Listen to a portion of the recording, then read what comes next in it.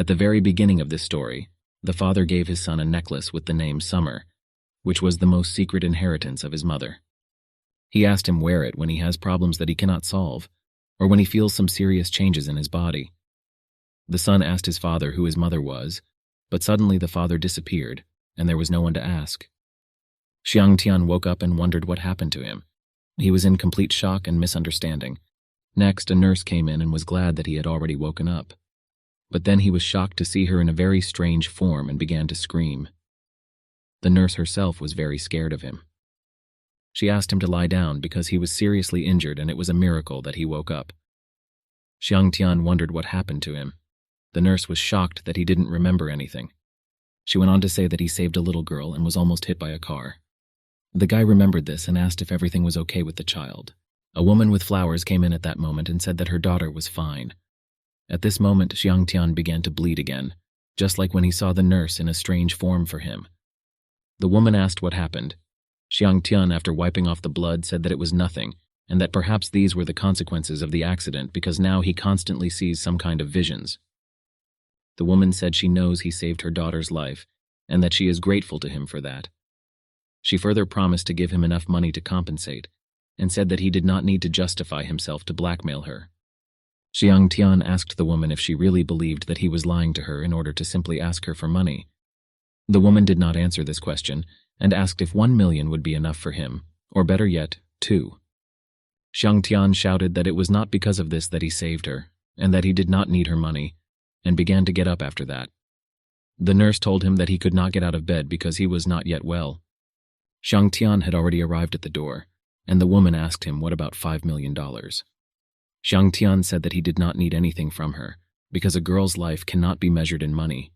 Coming out of the room, he saw the same girl in front of him. The girl asked him about the older brother who saved her. He commented that it was him, and she thanked him for it. Xiang Tian said that there is nothing to thank him for because he does not regret saving her at all. Then he saw a nurse who followed him out of the room, and he asked her if he could ask her for one small request. The nurse agreed. The guy also asked me to borrow some money to get him home. The nurse gave him money for travel. Xiang Tian thanked her and said that one day he would definitely repay her this debt. The nurse said that her name was Bai Yu Yu, and that he could just keep the money for himself without returning anything. The guy decided that one day he would definitely find a way to thank her. After that, he began to leave. Bai Yu Yu wondered what kind of person he was, and she became very interested. Arriving home, he was glad that he was finally home and it looked like no one was there yet. Then he remembered about the necklace and now he will have to put it on because something is wrong with it. Taking it out of the box, he thought that right now he was seriously injured and gained the ability to see through objects, and this moment must have come. Having put it on, he saw the glow of the pendant and lost consciousness. After he came to his senses, he wondered what was going on and where the glow of the pendant had disappeared. Then he thought that his wounds had also healed, and therefore most likely he did not need a bandage, which he then began to remove. When removing the bandage, he noticed that his skin was shedding and wondered if it was all because of the pendant. Then he realized that this was a disgusting feeling, and therefore he needed to take a shower as soon as possible. But before he had time to completely remove the bandage and start going to the shower, at the same moment a girl came in and asked who he was. And the first thing that came to mind was to say that he is a teddy bear. Then another girl came to them and asked what was happening here. The girl said that he was a scoundrel and a pervert. The Qingshui girl told her not to be afraid because he was her cousin and she had already taught him a lesson for her. Next, she asked him where he had been for the last 2 days because she tried to call him but his phone was not working. Xiang Tian asked what the other 2 days were and what date it was today. The girl said that today is the 16th. He can't believe that he spent 2 whole days in the hospital. Qingshui further said that after a 2-day absence, she finds him spying on her friend. Xiang Tian said that it was not his fault and besides, she was covered with a towel, so he still couldn't see anything. The friend considered that this was true and that she was indeed completely covered with a towel. She still didn't understand how he saw the teddy bear, after which she told Qingshui that her cousin was very strange. Further, while in class, Xiang Tian saw that after he put on this pendant, his body became lighter and his strength also increased with speed. The master asked him if he had served before, because he was in good shape. Xiang Tian said that no, because he was still only 19. The master asked if he would like to spar with him. Xiang Tian expressed that he didn't think it was a good idea to fight someone his age. The master asked what the reason was and whether he was afraid of hurting him, after which he began to attack. After the attack, he asked Xiang Tian what he thought now. Xiang Tian pondered that apparently he was a martial artist, and that he should not miss this opportunity and asked to enlighten him. The master said that nowadays it is rare to find such good and not arrogant guys. Xiang Tian said that he would start, after which he actually began, but the master stopped him and threw him away. Xiang Tian pondered that it was close, but fortunately his body was lighter than before. The master laughed and told Xiang Tian that he had excellent movements and a strong body, and that it was his turn. Xiang Tian didn't understand how, but somehow he sees the trajectories of the master's attacks, and perhaps he can even win. After several attacks, the master realized that Xiang Tian was able to see the weak points of his technique, but he did not understand how this was possible. He further realized that Xiang Tian had never studied martial arts, but he was attacking him in all his weak points, and told Xiang Tian that this was enough and that he needed to stop. Next, the master said that his last name was Fan and asked the guy's name. Xiang Tian said his name in response. Fan said he was interested in how he was able to see the weaknesses in his technique. Xiang Tian said that it was a coincidence and that he was just lucky. Fan said that now there are talented guys like him, and if he passes by the Greenwood Villa, then let him come in and say that he is looking for Fan. Xiang Tian thanked Fan, said goodbye and walked away from him. While at home, he thought about the fact that there were only 12 days left before the exams and that he needed to study hard. At that moment, Wen Jin came up to him and said that she thought something had happened to him when he disappeared for a couple of days. Xiang Tian asks what could have happened to him and whether she thought that he would commit suicide because she left him. She thought that it was all because of his decision to be a beggar. Next, Xiao Tsung approached her and said that he had brought her a French breakfast. Next, he saw Xiang Tian and told him that he thought he committed suicide because of broken love. Wen Jin asked Xiao Kong not to speak like that. Next, Xiao Kong quietly told Xiang Tian that he was just a crammer who couldn't even hold a girl and wondered what the point was in his studying in this case. Then Chili intervened between them and asked Xiao Tsung what class he was from, and how he even dared to come to this granny's class and bother her classmates. Xiao Tsung told her that this had nothing to do with her and asked her not to interfere. Chili asked what he would do if she interfered. Xiao Tsung left without answering. Chili told Xiang Tian that there was no need to thank her for this, because she also despised nerds like him, but he was her classmate, so she covered for him. Xiang Tian said that this was not what he was trying to say when she covered him, but that she stepped on his foot. Chili asked how dare he tell her this when she came to his defense and said that he shouldn't have stood so close. Then the teacher came into the class and told everyone to sit down, because the lesson was starting and today there would be a trial exam. Chili told Xiang Tian that they weren't done with him yet, after which she and her other classmates left. The teacher was indignant and asked where they were going when the lesson had already started. After leaving the door, Chili told her classmates to go and write a sample instead of her and take not the last place. They agreed. During the exam, Xiang Tian noticed that as soon as he saw the questions, the answers to them themselves came to his mind and he didn't even need to count anything. He decided to mark all the answers and go to the teacher. A couple of minutes later, he approached the teacher and said that he wanted to hand in the work. The teacher asked what was wrong and why he finished so quickly. She further said that there was no need to write just anything, because she had high hopes for him. Xiang Tian answered the teacher that he answered all the questions seriously, and she could see for herself. After him, those classmates who had asked the sampler to write Chili instead of her wrote and submitted their work. Then they ran out of the classroom and ran up to Chili, saying that they were finished. Chili asked what was going on and why Xiang Tian came out even faster than them. One of them said she thought he just filled in all the answers at random and turned in his work. Next, they saw that Xiang Tian was approached by his enemies, and Chili's classmates asked her if they should help him. Chili said that they would wait until they beat him a little. Xiao Kong told Xiang Tian that he was ashamed of him for not even touching Wen Jian even though she was so cute. Xiang Tian said that they were not in a relationship for that long, and he can do whatever he wants with her without reporting anything to him. Xiao Kong told Xiang Tian that he did not deserve to fight him for the girl, and that he had already lost. But at the same time, he said that he hates when someone touches his toys, and therefore he will help him forget her, and they began to fight. Xiang Tian defeated Xiao Kong and all his assistants, and everyone watching was surprised. Someone asked me, not seeing who was fighting there. Someone said that Xiang Tian was among them. Someone asked who he was that he dared to beat Xiao Tsung. One of Chili's classmates asked her if Xiang Tian had always been so good at fighting. Another said that although Xiao Tsung's gang was notorious, he dealt with everyone alone. Chili thought, without answering her classmates, that she had always dreamed of becoming a heroine, and if she could learn a few moves from him, then her dream could come true. Xiao Tsung stood up and asked Xiang Tian how he managed to defeat everyone. Xiang Tian told him that he should go get checked for diarrhea after returning home. Xiao Kong asked Xiang Tian what other diarrhea was and what he was talking about. While leaving, Xiang Tian warned that he was not someone they could afford to offend and asked not to come into his sight again. Otherwise, they would not get off as easily as this time. While Xiang Tian was walking, Chili stopped him. Xiang Tian asked her what she wanted. Chili replied that she wanted him to teach her martial arts. Xiang Tian asked what nonsense she was talking about and said that he didn't know any martial arts. Chili grabbed his hand and asked him to teach, despite his words. Xiang Tian asked not to yell at him and let go of his hand now. Chili asked not to lie to her because she saw him beat 4 guys with martial arts.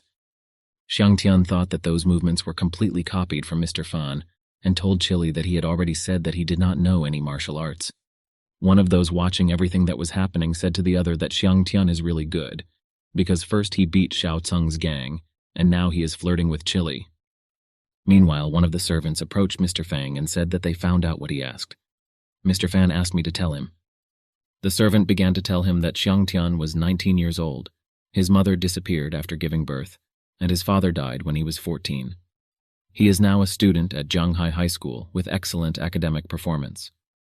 The servant then continued that a couple of days ago, he saved the life of Zhenru's daughter, who is a businessman from the Zhen family, one of the 4 major families of Zhanghai, and left the hospital without taking compensation. The servant also said that he is now living in the house of his cousin, who works in different places to earn money. Fan asked if they had learned anything about their father and mother. The servant commented that they couldn't because all information about them is classified. The servant added that the father has a security level of A, and the mother has an S, and that they do not have enough authority for this. Fan wondered why they were faced with classified information. Fan further asked what about Quicksand. The servant said that apparently they had noticed him too, but it didn't seem like they wanted to kill him, and rather, they wanted some of his things. Fan said that Zhanghai has been unsettled lately, and that it is time for him to leave the city. Fan then ordered his servants to remain in the city in order to protect Xiang Tian and kill anyone who tried to harm him. The servant said that Xiang Tian was sensitive and could detect them if they set up surveillance. Mr. Fan said that in this case, let them protect him from a distance and report to him about all the actions of the Quicksand, because besides them, no one else would dare to cause disturbances on his territory. Meanwhile, in Zhanghai City, in an assassination organization called Quicksand, a servant walked into the Bat Lord's office and asked when they would strike. Lord Bat said that it was still early, and for now they just need to continue to monitor him and attack only when they find out the location of the secret scroll. The servant said that they would do whatever he asked. Next, Lord Bat ordered his servants to keep an eye on Xiang Tian, and if anyone attacked him, kill them immediately. Meanwhile, on the shopping street of Zhanghai City, Chili noticed Xiang Tian and asked him, running after him, when he was finally going to teach her martial arts. Xiang Tian commented to her that he had already said that he was not a master, and that he only knew a couple of tricks, which in the future he would better pass on to his wife and children. Chile asked to be accepted in this case. Xiang Tian replied that he had no intention of adopting anyone. Chile said that she meant to marry her because then he could pass on his martial arts.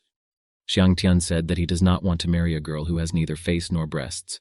Chile said that there is no need to be so demanding because you can just enjoy what you have. Xiang Tian said that this would never happen. She further told him that there was a sale of instant lottery tickets not far from them, and invited him to try it together too. Xiang Tian asked her what was the point of buying her a lottery ticket, since her family was already very rich. Chili said that this was just a test of his luck, and that money was not the most important thing. After that, Xiang Tian went with her to the place where instant lottery tickets were sold, because he himself became very interested in testing his luck. Chili approached the sales point and asked for a pair of instant tickets. A man who had already bought one ticket told her that she would simply lose money, and that small children could not understand anything about the lottery. Chili asked the man how dare he talk to his aunt like that. Xiang Tian approached them and asked if they had gathered here for prizes and said that he would play with them. After the tickets purchased by Xiang Tian turned out to be winning, Xiang Tian told the seller to give him $700 in cash, and with the rest, he would buy tickets. The seller agreed. Chili said she might not be so lucky this time. The man, who continued to stand and watch after his winnings, told Xiang Tian that he loves it when people like him spend all their winnings in the hope of getting even more. Xiang Tian thought that he didn't care about that man's words because he had no intention of losing. And after all the tickets turned out to be winning, everyone except him was surprised, thinking that this was impossible. Further, Xiang Tian did not continue to try his luck, because this was enough for him. On the way further, Chili told Xiang Tian that he was incredible, because you need to be able to win more than $5,000 by simply erasing a couple of lottery tickets. Chili also asked him to teach her this. Xiang Tian asked if she had wanted to learn martial arts before asking her to learn how to look for lottery tickets. Chili said that she still wants martial arts too. Next, he called his cousin and said that since his phone broke a couple of days ago, he bought himself a new one and asked where he should go in the evening. Having heard the place, he said that he understood everything and that he would be there. Then he hailed a taxi and was about to get into it. Chili asked where he was going. Xiang Tian commented to her that she should not follow her because he had important things to do. After that, he got into a taxi car and left. Arriving and already on the antique street, Xiang Tian thought that he could not believe that his cousin asked him to portray her boyfriend at her birthday party.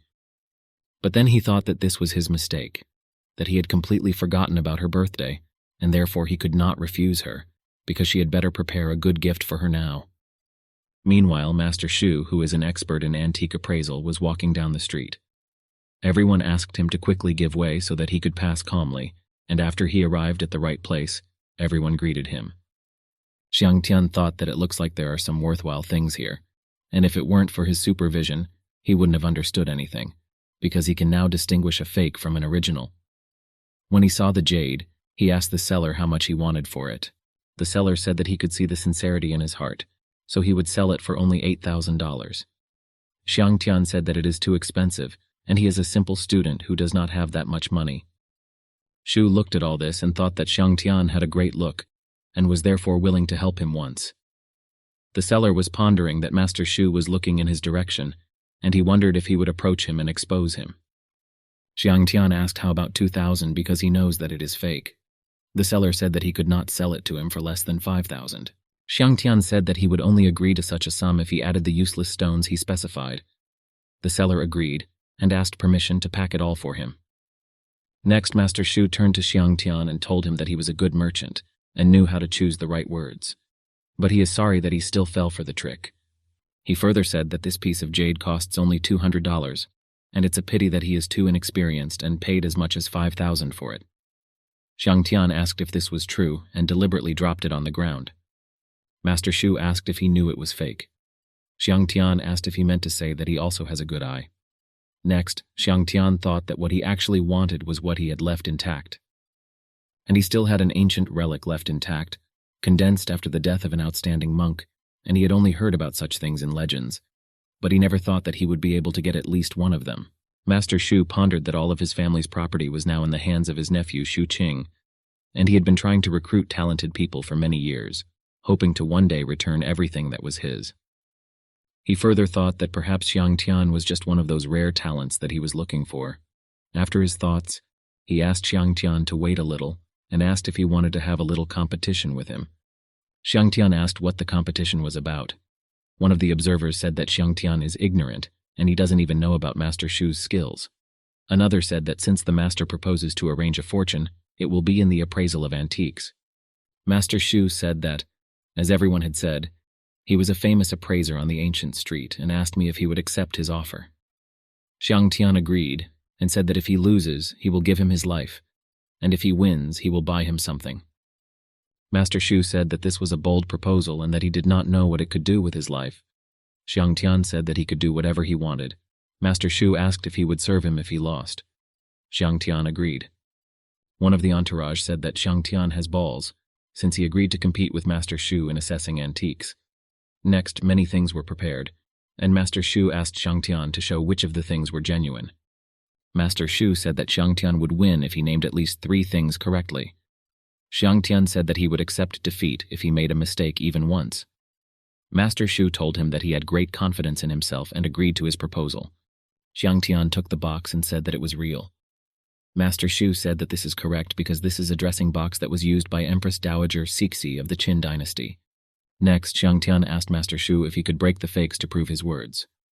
Master Shu agreed and said that he could afford to pay for them all. Xiang Tian was delighted and thanked him for this. After that, Xiang Tian broke the vase. One of the people around said that Xiang Tian simply ruined her.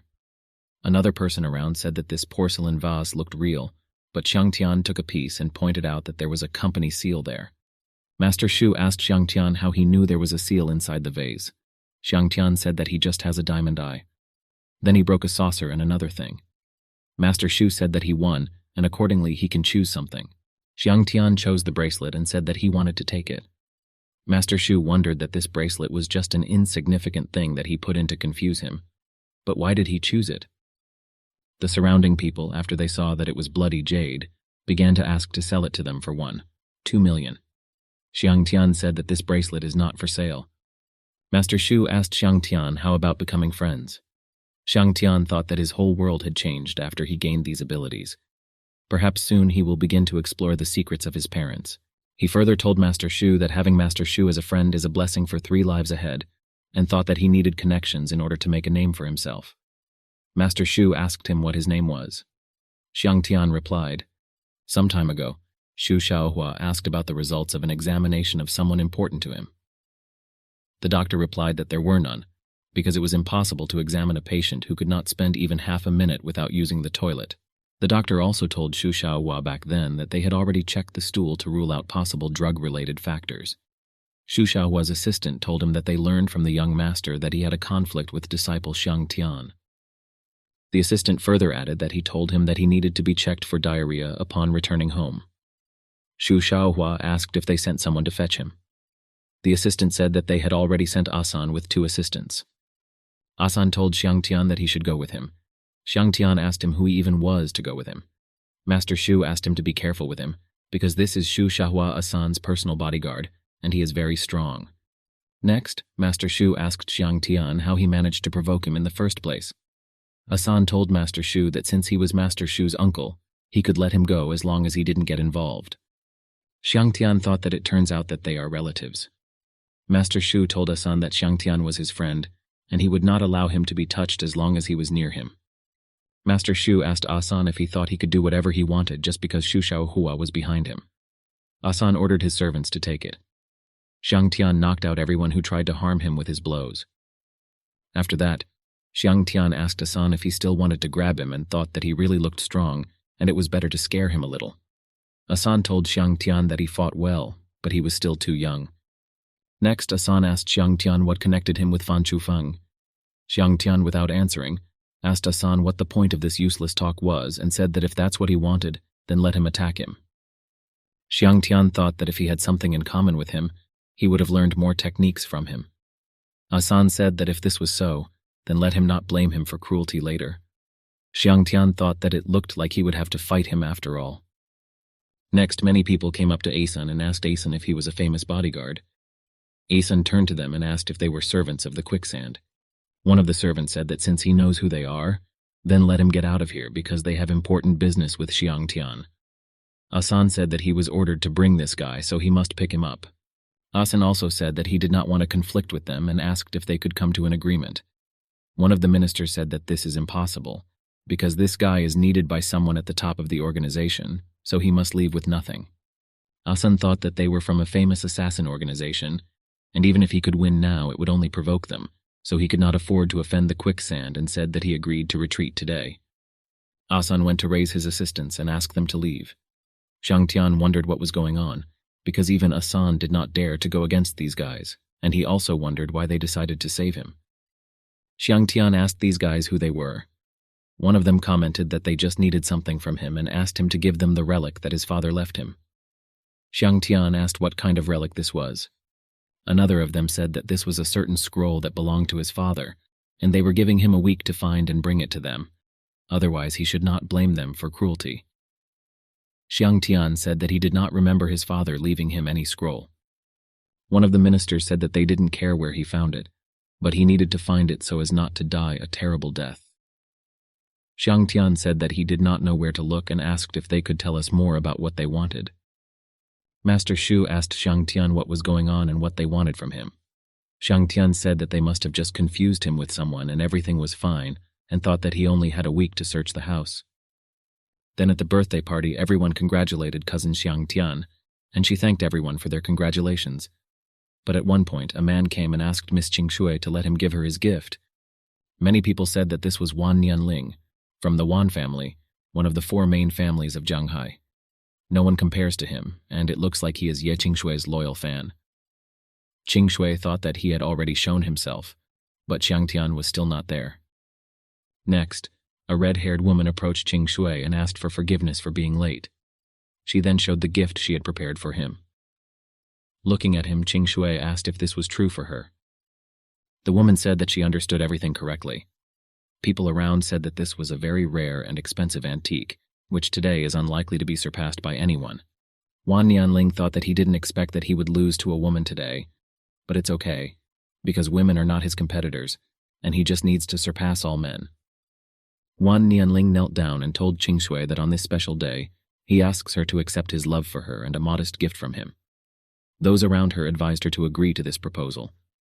Wan Nianling thought that this was an ideal atmosphere, and she would not be able to refuse under such pressure, and as soon as she accepted his flowers, he would celebrate his victory. At this moment, Xiang Tian came in and asked Qingshui for forgiveness for being late. Qingshui was happy that he had finally come, ran up to him and told everyone present that she wanted to introduce her boyfriend Xiang Tian to them all.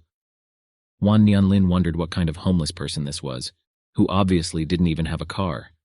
Next, Wan Nianling turned to Qingshui and said that it looks like her boyfriend is here empty-handed, because he most likely didn't even buy her a gift. Qingshui told him in response that she was happy just to be around him. Xiang Tian asked Qingshui whether she really thought that he would come without a gift, and then gave her a bloody jade bracelet. Qingshui said that this was a priceless treasure and asked where he found it. Xiang Tian said that she understood everything correctly, that this is not some cheap thing that she can buy in any store. Qingshui asked where he got so much money for it. Xiang Tian said that she shouldn't ruin the moment.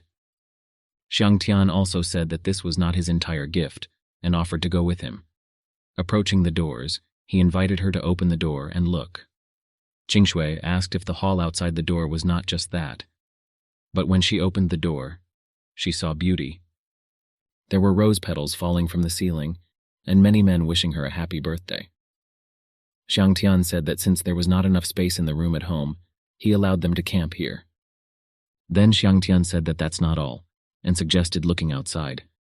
Seeing the fireworks, Qingshui said that it was so beautiful, and thought that if he were her real boyfriend she would be happy. But he is only a cousin. Xiang Tian thought that it was all Master Shu's doing, and he didn't expect that he would want to do so much for him. Then his car drove up and he and Qingshui went and got into the car with Master Shu. Qingshui told Master Shu that it was all thanks to his help, and that she was really shocked when she received the priceless blood jade. Master Shu told Qingshui that it seemed like she had misunderstood, and that the blood jade was entirely Xiang Tian's doing, since he was the one who found it among a pile of antiques with his abilities. Qingshui thought that it turns out that this is true, but she didn't understand when Xiang Tian became an expert in appraising antiques. Xiang Tian said that he was just lucky. Next, Xiang Tian noticed a van with the girl he saved. After that, he told Master Shu to follow the wagon. Master Shu thought that he didn't know what was going on, but since he said so, then it's not time to doubt. After that, he turned the car around and began to follow the van. Qingshui asked Xiang Tian what was going on. Xiang Tian told Master Shu that when they caught up with the van, they should take the two to a safe place and anonymously call the police and tell them that Zhen Ryu and her daughter had been kidnapped. The van brought them to some strange place and they all got out.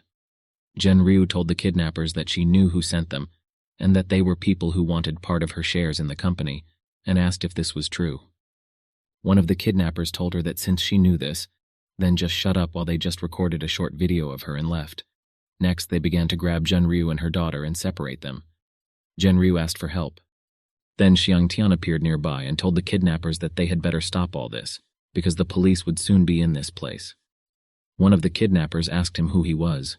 The other kidnappers said someone wanted to die, The chief of the kidnappers said that someone interrupted them halfway and decided that since the mission had failed, it was time to end it, and pointed a gun at Junryu and fired.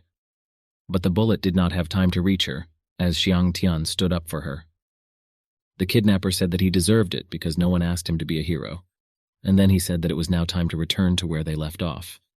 Xiang Tian, with a bullet and a wound, stood up and defeated all the kidnappers and told Junryu and her daughter that it was time to get out of here, and they went away from the kidnappers. Junryu said that they needed to call an ambulance because he had a bullet wound.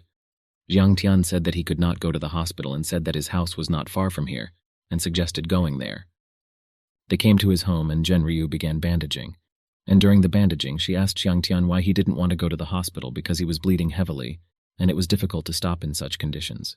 Xiang Tian thought that his body had somehow changed, and if he went to the hospital he would most likely become a lab rat. And Junryu did not say anything to her question, but this was not necessary because the relic began to glow. Junryu asked what the glow was in his pocket. Having taken out this glowing thing, she could not hold it because it was hot. Then this thing fell on the wound and Xiang Tian's wound disappeared, and Junryu did not understand how this was possible.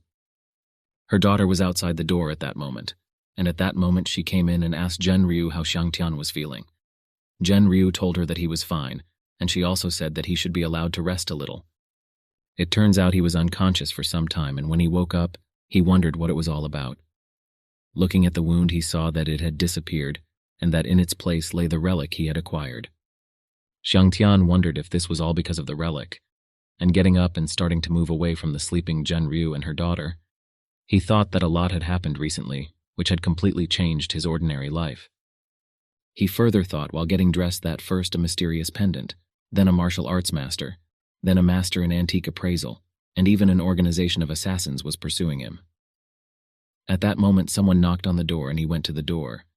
Opening the door, he saw the servants of the quicksand, and one of them said that the week had not yet passed, but he had not even started the search, and apparently he really wanted to die.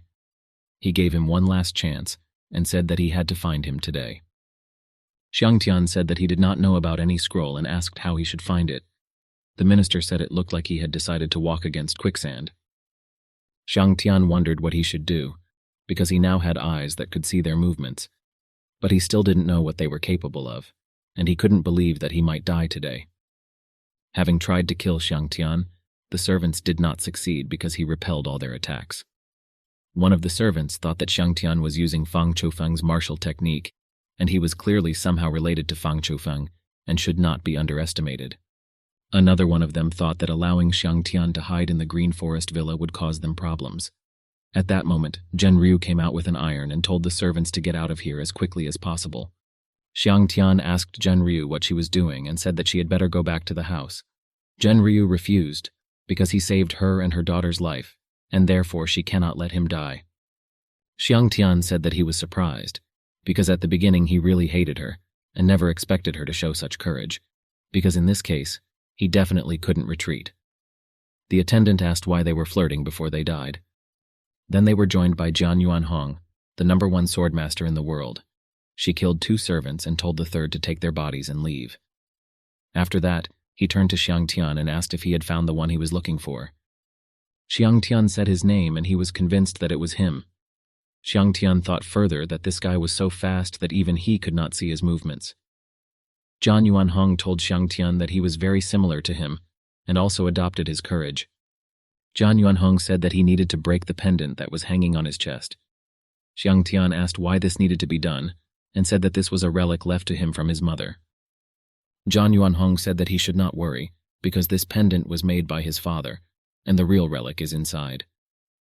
Xiang Tian wondered that even if that was the case, how could he break the gemstone with his own hands? Having tried to break it, he succeeded and said that it turns out that it was what those people wanted, and the scroll turned out to be inside the pendant all this time. Jian Yuanhong said that his father wanted to protect him from all this, so he created the pendant and said that it was an heirloom left to him from his mother. Xiang Tian asked what his father was like. Jian Yuanhong replied that he wanted him to live an ordinary life, peaceful and calm. So all he can tell him is that his father was a great man. Xiang Tian asked Jian Yuanhong if he still believed that he could live a normal life in peace. Jian Yuanhong commented that this is why he is here, because he wants him to become his disciple. Xiang Tian then greeted him as a great master. Zhang Yuanhong said that there was only a short time left before the entrance exams, and his father wished that he could take the exams calmly, so he needed to prepare. Then Zhang Yuanhong said that they would take care of his education after graduation and left. Zhen Ryu walked up to Xiang Tian and asked if he was okay. He replied that he was fine and thought that now he could become stronger. On the way to the meeting, Xiang Tianya caught up with Chili and asked when he would teach her martial arts. Xiang Tian replied that first, he must learn martial arts from his master himself, and besides, she is not his type. Chili asked what kind of girls he liked and whom he agreed to marry. Xiang Tian replied that at least these are those who do not dress up like clowns. Her classmates ran up to her and told her not to be angry with him. Arriving at the meeting place, Qing Shui drew his attention to where he needed to go. He came over and sat down at the table opposite them. Qing Shui asked if he was okay since he scared her to death yesterday. She further asked him if they should not have at least called and thanked Master Shu, since he took all subsequent matters into his own hands. Xiang Tian commented that there was no need to worry, because he had already spoken to him on the phone. Next, Xiang Tian thought that it was Master Shu himself who thanked him, because he agreed to participate in the tournament for him to help resolve the issue with his nephew, and seeing that he is quite famous, being in his debt would not be a loss. Qing Shui further said that she wanted to ask him to do something for her. Xiang Tian wondered if she should beg him since she was his cousin. She replied that instead of begging, she would rather order him to do so. Xiang Tian said that he recognizes her now. Qing Shui said that he should shut up and just listen. She went on to say that she wanted him to play basketball today for their art department. At that moment, her team's rivals came in and asked what was going on here, and was she really looking for outside help.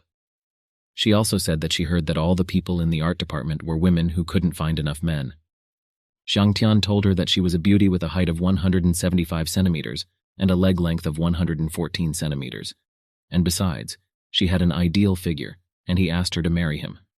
The girl called him a bastard and asked him what the hell he was talking about. She further told Qing Shui that instead of making up for the missing number of people with pathetic guys like Xiang Tian, then it would be better to immediately admit defeat. Qing Shui said in response that she shouldn't care who she calls on the team, and said that it would be better for her to just make sure that she doesn't forget about their bet, and if she wins, she will call her big sister every time they meet in the future. The rival told Qing Shui that she would rather call her big sister. Xiang Tian thought that they were already adults, but they acted like little children and made a bet. Next, Xiang Tian asked Qing Shui's rival what she would say if he also bet. She asked why. He replied that if she lost, she would become his little wife and call him Big Hubby every time they met. She asked how dare he, then swung her foot at him.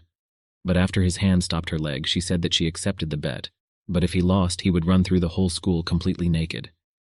Xiang Tian agreed. Qing Shui asked if he even had a conscience and how dare he make her worst enemy his wife.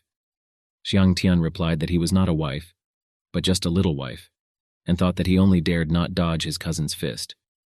During the game, the opponent told Qing Shui that this time she will only put one first-level player, and the rest will be second level, so then don't let her say that she is bullying her. Next, Xiang Tian asked Qing Shui if these were all the players they had, because if so, then they didn't even reach the minimum required number. Qing Shui told Xiang Tian that she needed to wait a little longer. A little more time passed and they met two more. Qing Shui said that the rest of her help was from outside in the form of Hu Peng and Yan Shu. Xiang Tian said that now at least they have enough players.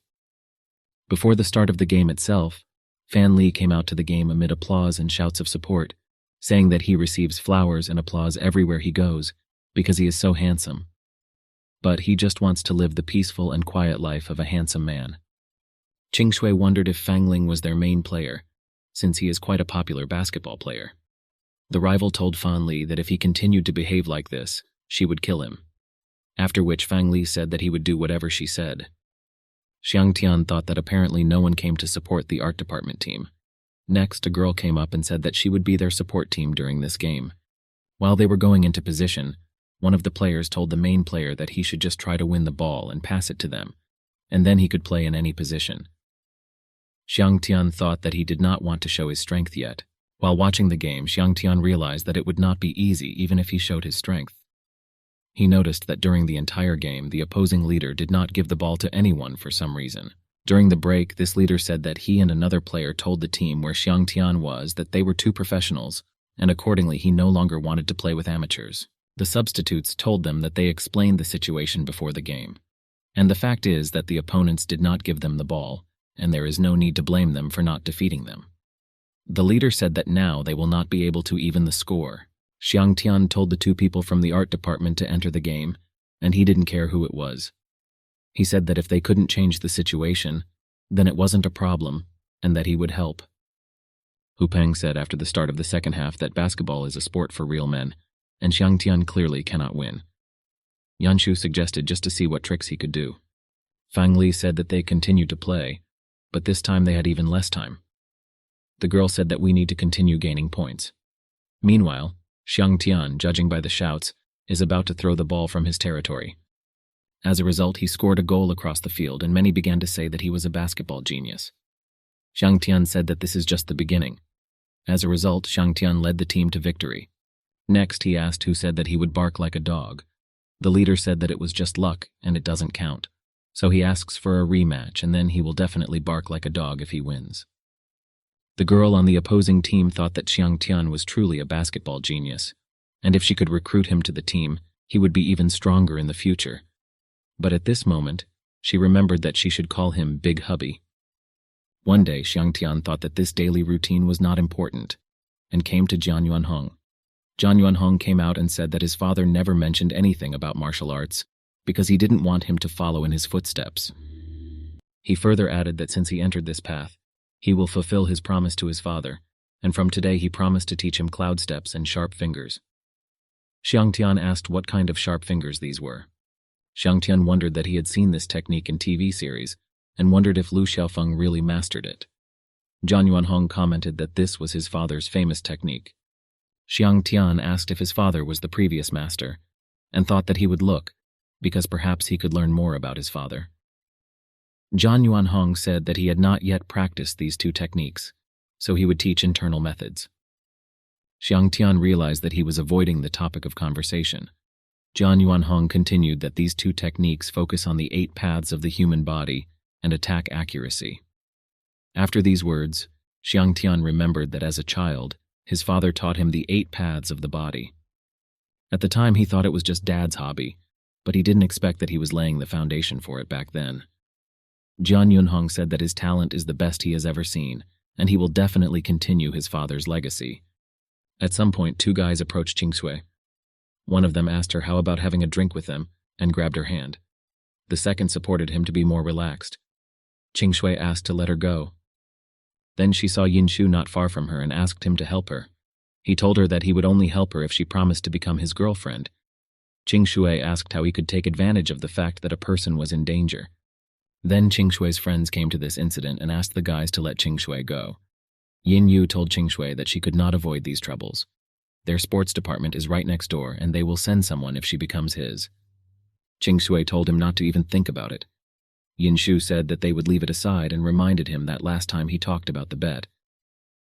At that moment, a man approached from behind, much taller, stronger, and more mature than him. He asked Yin Shu if he was her boyfriend. Yin Shu said that he did not know her, and then went out of the way. And this man asked Qing Shui if she would go with him.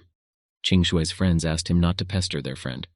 He told everyone present that it was better for them all to get out of his sight and be careful that he didn't break their necks, because he could do that very easily. At this moment, Qing Shui called Xiang Tian and asked him to come and help her. Xiang Tian agreed, and thought that it was time to practice the skills that his master taught him, and above all, the immortal steps of the wandering clouds. Meanwhile, the man realized that they were not going to leave and knocked them out, saying that they didn't even know what they were made of. He also said that the soundproofing in this room is very good and no one will hear their cries for help. At that moment, Xiang Tian came in and said that not only would no one hear, but no one would see, and thought that the time had come to test the sharp fingers. The man was not alone, and he ordered his assistants to beat Xiang Tian to death. Xiang Tian defeated all those attacking him except the main man. The man asked Xiang Tian who he even was. Xiang Tian asked if he had said before that this room was well soundproofed. Then he dealt him a strong blow and told him in his own words that no one would come, even if he screamed at the top of his lungs.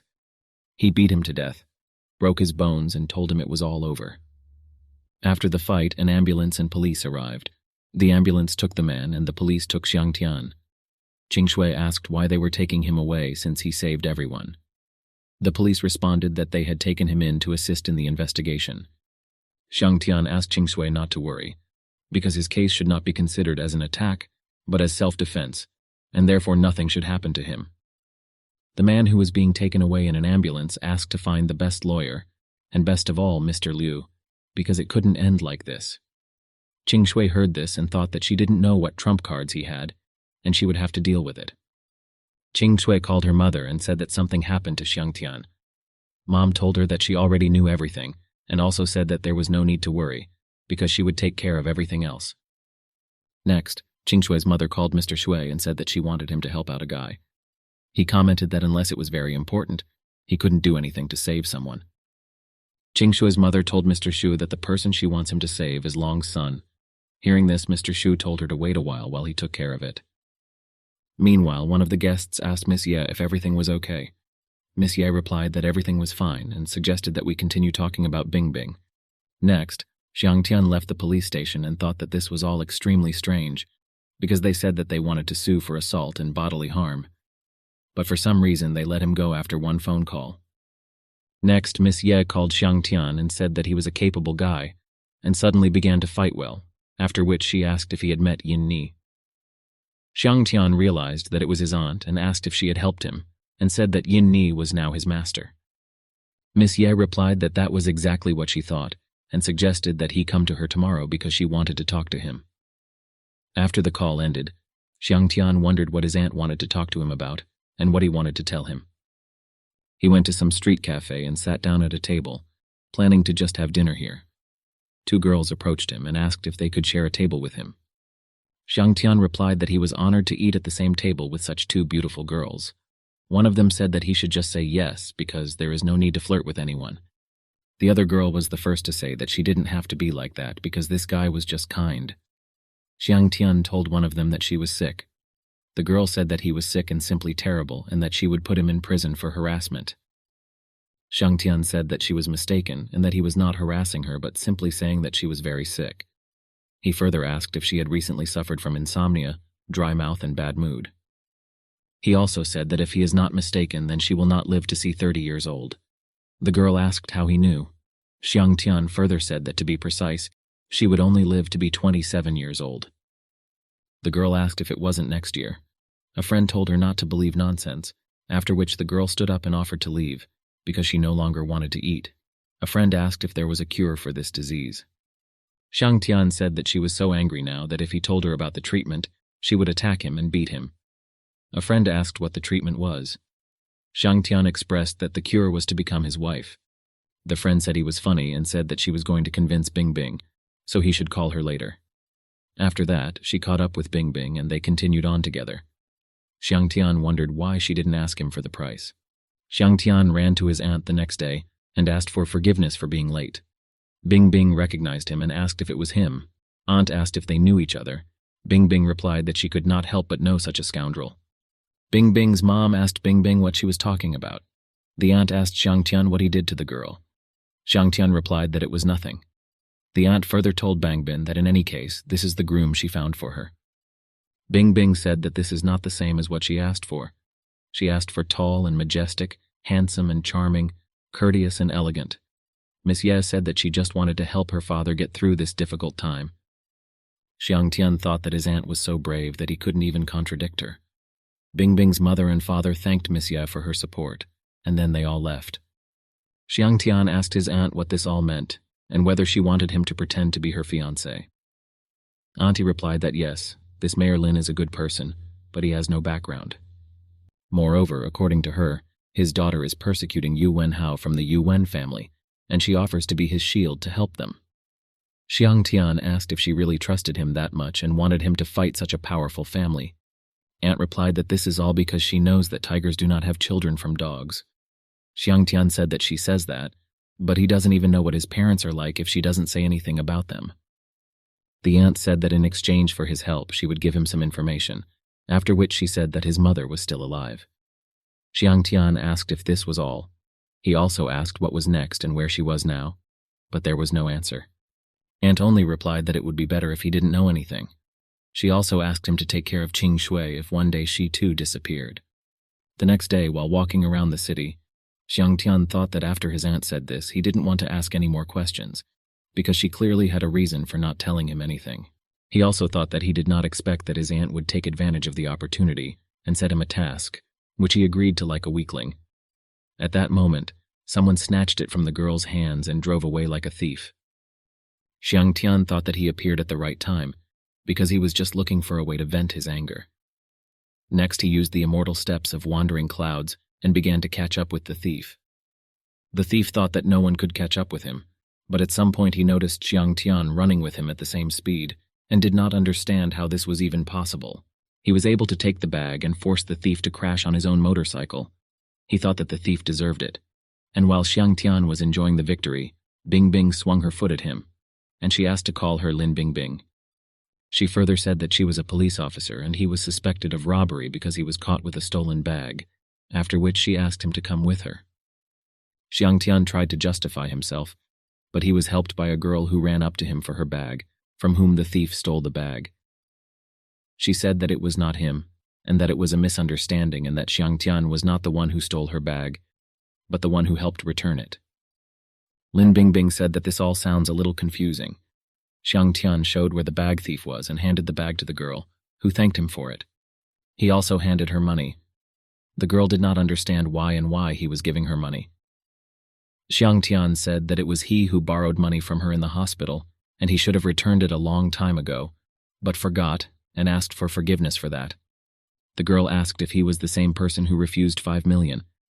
Xiang Tian said that it was he who asked if that was all she remembered. He also said his name. The girl wanted to invite him to dinner, but he refused. Lin Bing Bing asked Xiang Tian to wait because she needed to take a statement from him, but he ran away so quickly that she was surprised and wondered why he was running so fast.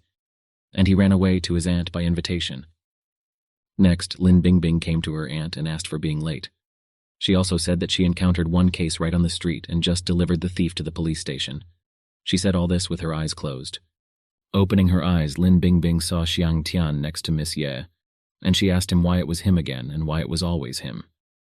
Xiang Tian asked in response why she didn't ask how he was doing, but asked such strange and meaningless questions. Miss Yi told Lin Bing Bing that this time she would need to work together with him, because the task was to track down the place where the level 3 killer was hiding, namely the Dark Knight. Miss Yi went on to say that once they complete this task, they can immediately join the Special Operations Division, which has a rule that you don't ask questions about people or things that you have nothing to do with. Next, she handed the folder to Xiang Tian and said that there is information about this person and he must find him before he finds out about it. And if he wants to find out about his father's past, then he needs to do what he is told.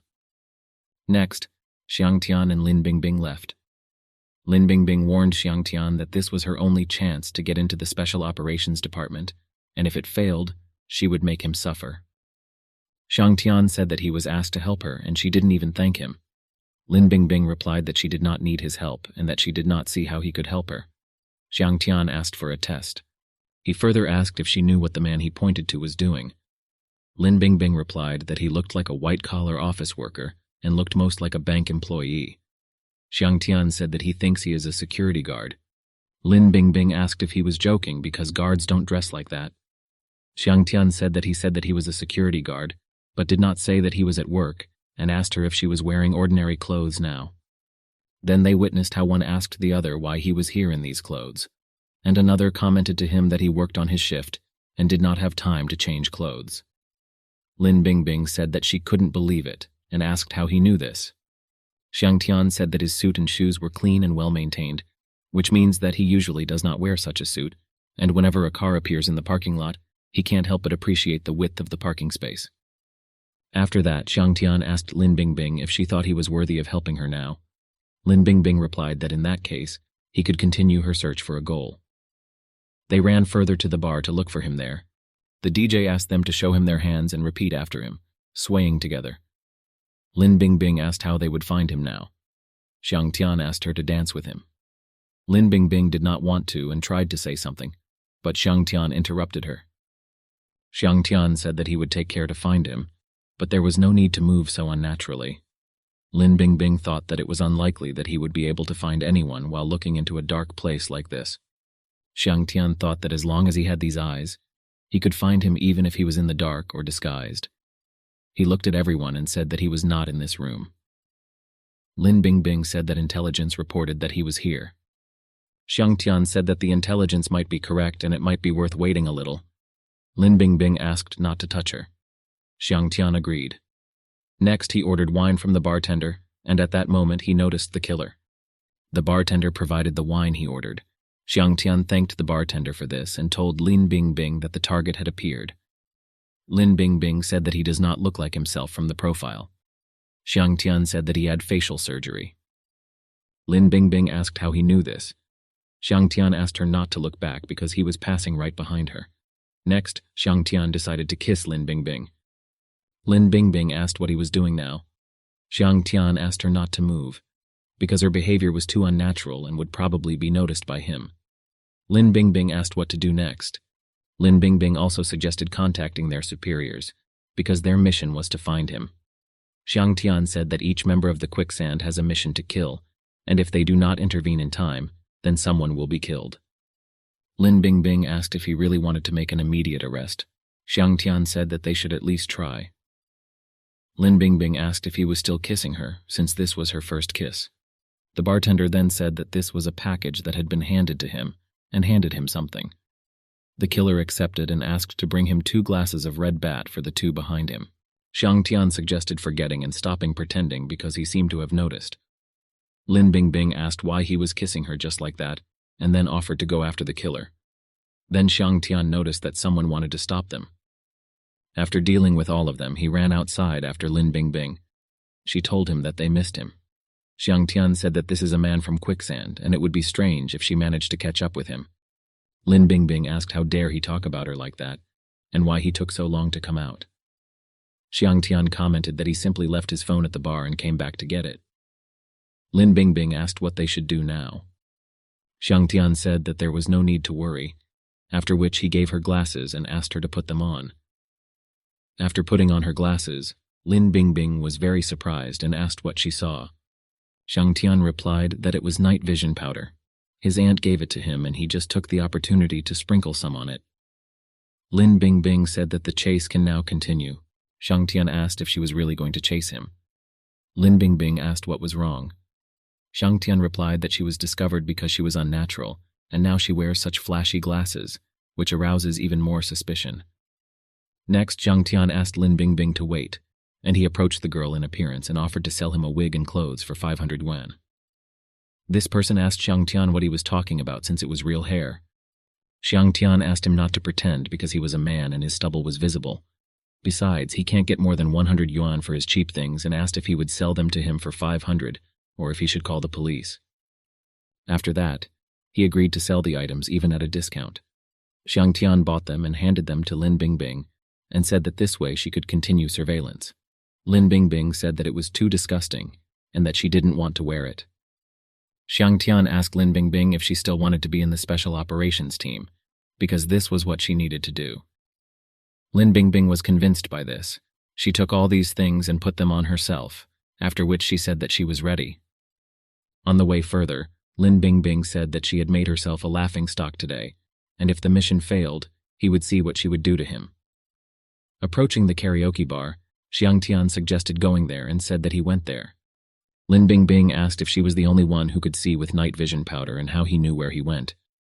Xiang Tian said that this was a professional instinct, and he understood it when he saw where she was looking. Xiang Tian thought that he couldn't tell her that he could see without these glasses, and also he could still see through walls with his eyes. But through the glass in the door, he could see much more than an ordinary person. Xiang Tian saw that the killer was really in this building, and what he saw was that some girl drew the killer's attention to the fact that he had dropped a photo and asked if it was his girlfriend. It was a photograph of Zheng Ru. The killer snatched the photo from her. Xiang Tian realized that she was the target for murder. The worker further said where the room for the 2 of them was. The man said that he would be there soon. Meanwhile, Xiang Tian said that he had found the killer. Lin Bingbing asked how he found it when the night vision powder became almost invisible when he came here. Xiang Tian said that he had just found it anyway. Next, Xiang Tian told Lin Bingbing that he would remain in place, and he invited her to go and report, because he should not leave for a while. Xiang Tian came to where the killer was and told him that they had met again. The killer asked who let him in and thought that it was the same man from the bar from whom he had definitely broken away. He further told Xiang Tian that he didn't know what he was talking about, but he was willing to call the police if he didn't leave. Xiang Tian noticed the gun behind the assassin and activated the immortal steps of the wandering clouds. With this technique, he was able to defeat the assassin before he could even point the gun and fire. Xiang Tian thought that not long ago he had to hide from people from quicksand, but now he can handle them effortlessly. Then he became interested in what was inside the crust that was handed to him. He opened it and found a very sharp dagger there, which he decided to take for himself. Next, he left the room and met Lin Bingbing, who said that Aunt Ye would arrive soon and that she asked them to leave as soon as possible so as not to scare him away. Xiang Tian agreed with her. Further, after leaving the bar, she told him that today she was really grateful to him, and added that when she joined the Special Operations Department, she would definitely thank him properly. After that, she left him. Next, Xiang Tian called Zheng Ru and said that in their time they need to be on guard because he had just dealt with the killer who tried to kill her. Zheng Ru asked where he was and said that she would pick him up and they could talk. Xiang Tian agreed to talk to her about it later. After the call, he saw a street fight and thought that he did not want to get involved in street fights, but this was too much in his opinion. Then he approached them and said that it was a bit too much when several people beat one. One of them asked Xiang Tian who he was and asked him to mind his own business. At that moment, the guy began to bite the offender. The one who was bitten asked the guy to let him go. The other one kicked him and also asked him to let him go faster. Xiang Tian told the guy that he had a lot of energy and that he liked it, because it was not bad, and offered to help. Having defeated the offenders, Xiang Tian told them that next time they should not mock the weak while being strong. The guy thanked him for saving him, said that his name was Gao Fei, and asked to accept him as a student. Xiang Tian asked why those guys beat him. Gao Fei replied that they did not hit him, and that he hit them first because they stole his girlfriend. Xiang Tian asked if it was a theft, or if she went with them voluntarily. Gao Fei replied that she left voluntarily. Xiang Tian said that in this case it is useless to beat them, and if he wants the girls not to leave him, then he must have the strength and capital so that they do not even think about it. Gao Fei said that if he accepts it, then at least for a start he will become stronger. Xiang Tian said that it was too dangerous to be with him, and asked if he was afraid. Gao Fei commented that no, because he has no parents and has nothing to lose. Xiang Tian handed over a business card and said that he could call this number and ask to be accepted, saying that he was his student, and when meeting him he should be called Senior Shu. While he was walking further along the path, a car drove up to him. Zheng Ru was driving, and she invited him to sit down and asked how he was. Xiang Tian sat down and commented that he was fine, but she was in big trouble. Zheng Ru said that the old people are so full of crap that they want her dead. Xiang Tian said that they even hired a quicksand killer and asked what she was going to do. He also asked if she could remain safe if she gave up her share in case she could not cope with them. Zheng Ru asked if he really thought that they would let her go if she gave up her shares, and said that they were generally afraid that she would be resurrected and live. Xiang Tian said that then they would have to find a way to get rid of these people. Zheng Ru said that she didn't want him to do anything illegal, and if he gave her 3 days, she could break the power of these old men. Xiang Tian asked how she was going to do this in 3 days. Zheng Ru replied that after what happened last time, she had already started taking action and they should be completely destroyed financially so that they would no longer have free money to create problems. She further said that if we talk about business warfare, then she is an expert in it. After that, they arrived at the house and Zheng Ru invited Xiang Tian to enter, saying that there was no one at home. Xiang Tian said that it is very big. Zheng Ru said that if he likes it, then this will be his home in the future. After these words, she handed over the keys to the villa and said to keep them for herself. Xiang Tian asked what was the point of giving the keys to him. Zheng Ru replied that if the bad guys came and he wanted to enter the room, it would be a problem if he didn't have the keys. Next, Zheng Ru's daughter ran up and started hugging Xiang Tian in joy. Next, Zheng Ru told maid Wang Ma that there was no more work to do today, so she could go home. Wang Ma agreed. After this, Zheng Ru told Xiang Tian that his room was ready and he should go to bed early. Xiang Tian advised Zheng Ru to also go to bed early. Tian Tian said that she wants to sleep with Xiang Tian. Zheng Ru told Tian Tian that Xiang Tian was tired, and therefore there was no need to disturb him. Xiang Tian also said that he was tired, and it was better not to come to him. Tiantian threw a tantrum, and Zheng Ru said that she could not do anything about her, after which she allowed her to sleep with Xiangtian if she wanted. Tiantian invited her mother to also sleep with them. As a result, they all lay down in one bed together, and Xiangtian wondered what he originally wanted to cultivate while sleeping, but he couldn't even fall asleep. As it turned out, it was not for nothing that he could not sleep, because guests came to them. Xiangtian took the blade and went to check. Walking through the house, he realized that the sound was coming from Zheng Ru's room, and if she had not brought Tiantian to his room and lay down next to him, then most likely she would have already been killed. Entering the room, Xiangtian asked him to stop hiding and come out because he knows where he is. He went on to say that he was hiding behind a curtain with a gun in his left hand and wearing brown socks. The killer said that he blamed himself for not hiding well and being discovered by him, but he was the one who was unlucky. Xiangtian thought that with his eyesight, it was useless to hide anywhere. The killer asked Xiangtian what his name was. Xiangtian said his name, and the killer, distraught, asked if he was Long's son. Xiangtian asked if he knew his father. The killer commented that he read his profile in Quicksand. The killer also said that he was an obedient and good student who was no match for his father. After all, when Xianglong was 20 years old, his reputation had already spread throughout China. Xiangtian asked what else he knew about his father. Xiangtian also said that if he tells him everything, he will not kill him. The assassin said that if he gave him his father's heavenly scroll, then he would think about it. Xiangtian showed and said that the heavenly scroll was with him, and he could continue. The killer said that since he was so serious, he would tell him that there were 4 great masters in China, namely Dong Wen, Shi Yin, Nansha, and Bei Jin. And Shi Yin was, after all, his father Xianglong. Xiangtian asked why he died then. The killer said that he did not know this, after which he offered to give him the heavenly scroll. After receiving the scroll, he said that since he had given him this treasure, he would be generous and release it today. Xiangtian asked if he came for him today. The killer said that his mission today was to finish off Zheng Ru and he could let him go, but not her. Xiangtian told him that he would give him a chance, and if he convinced him not to kill him in 3 sentences, then he would let him go. The killer asked if he could really kill him. Xiangtian replied that the first sentence was not what he wanted to hear. Next, Xiangtian asked to continue. The killer said that he could tell him more about his father. Xiangtian said that this sentence is also wrong. The killer said that he would tell him something else, that there were 8 scrolls in total. Xiangtian said that this was not one of the 3 sentences that he wanted to hear, because he did not have any, and thought that killing him here was not a good idea, and that it was better to leave it to the police.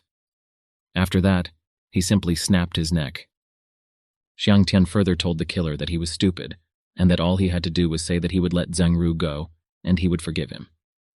Next, Zheng Ru came over and asked if he was okay. Xiangtian replied that he was fine, and asked how he could protect her and Tiantian if he couldn't defeat one guy. After that, Zheng Ru threw herself into a hug and said that he scared her to death. Xiangtian asked her not to be afraid and to dress up, because they would have friends at home. Zheng Ru walked away a little and said that she would go and boil water to make tea for the guests. When she left, she asked if he would always protect her. Xiangtian commented that he would and would not allow anything to happen to her or Tiantian. He further thought that now it was time to call someone to come and clean this place.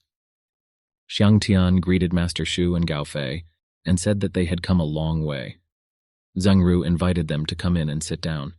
Master Shu told Xiangtian that Gao Fei was indeed a good candidate for a martial artist. Xiangtian then told Gao Fan that since Master Shu thought highly of him, he should try. Gao Fan spoke out what he knows. Then he led them to the killer. On the spot, he said that this person is a killer from the Quicksand organization, so he asks him to take him to the police station and leave a note accordingly. Master Shu told Xiangtian not to worry. Next, Master Shu turned to Xiangtian and said that in a while there would be a competition at the Liulin Villa, and it would depend on whether he could take the advantage. Xiangtian asked to entrust this to him. After that, Shu and Gao Fan left. Xiangtian thought about what the killer said that there were 8 scrolls, and he wondered what would happen if you put them together. At this time, Zheng Ru came in.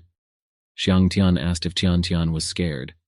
Zheng Ru replied that Tiantian was fast asleep and had not even woken up during all this time.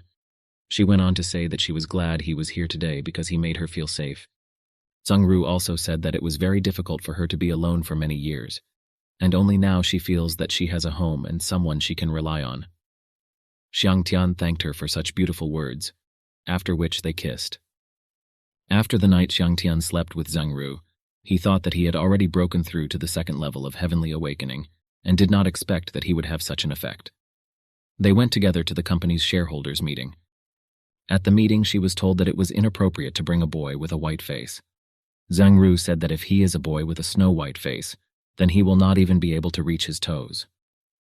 He further said that they are holding an internal company meeting, and I asked about who would be responsible if something happened when an outsider entered. Zhengru replied that he was her person and asked the same thing. He also said that she was so shameless that she could say such things so easily, and others supported him. Zhengru asked who was shameless and also asked if the car accident, kidnapping, and attempted murder were orchestrated by him. He told her not to talk nonsense and asked if she had evidence. Zhengru asked how dare they deny their actions and whether they were even men. After that, she threw a lot of papers and asked to look at it. She went on to say that this was the evidence they wanted.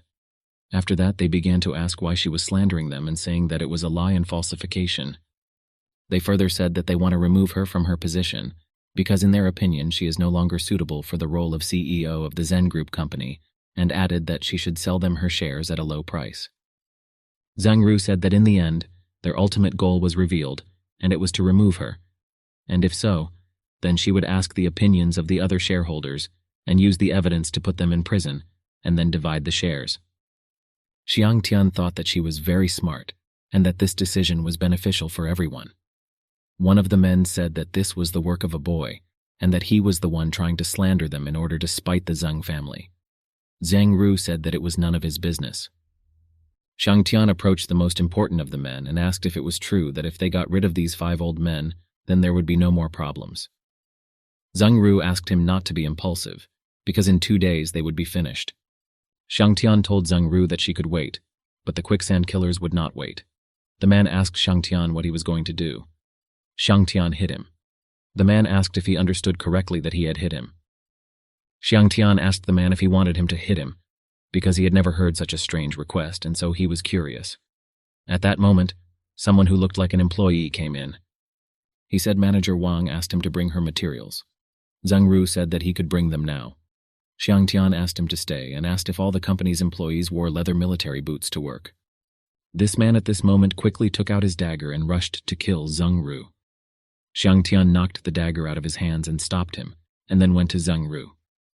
That person said that he was no faster than a bullet anyway, but Xiang Tian showed him them too. Next, he overpowered this man and asked if he needed to pronounce the name of the one who hired this killer. Without waiting for an answer, he also said that he would give them one last chance to save their lives if they gave up their shares and surrendered. The men agreed with him. At that moment, a man in a police uniform came in and asked who called the police. One of the men said that he caused it, because the man he pointed at had a gun. Next, a man in a police uniform asked who was responsible for this. Zhengru replied that she was responsible. A man in a police uniform offered to go with him because he needed to take a statement from her. Xiang Tian asked what about the killer, or does he not care? The man in the police uniform commented that he had called his colleagues and reinforcements would arrive soon, so everyone should stay put and wait for the investigation. Xiang Tian thought the procedure was strange, but followed the instructions. Zhengru asked the policeman why they were going through the back door of the office. The man in the police uniform replied that it was because his car was parked there.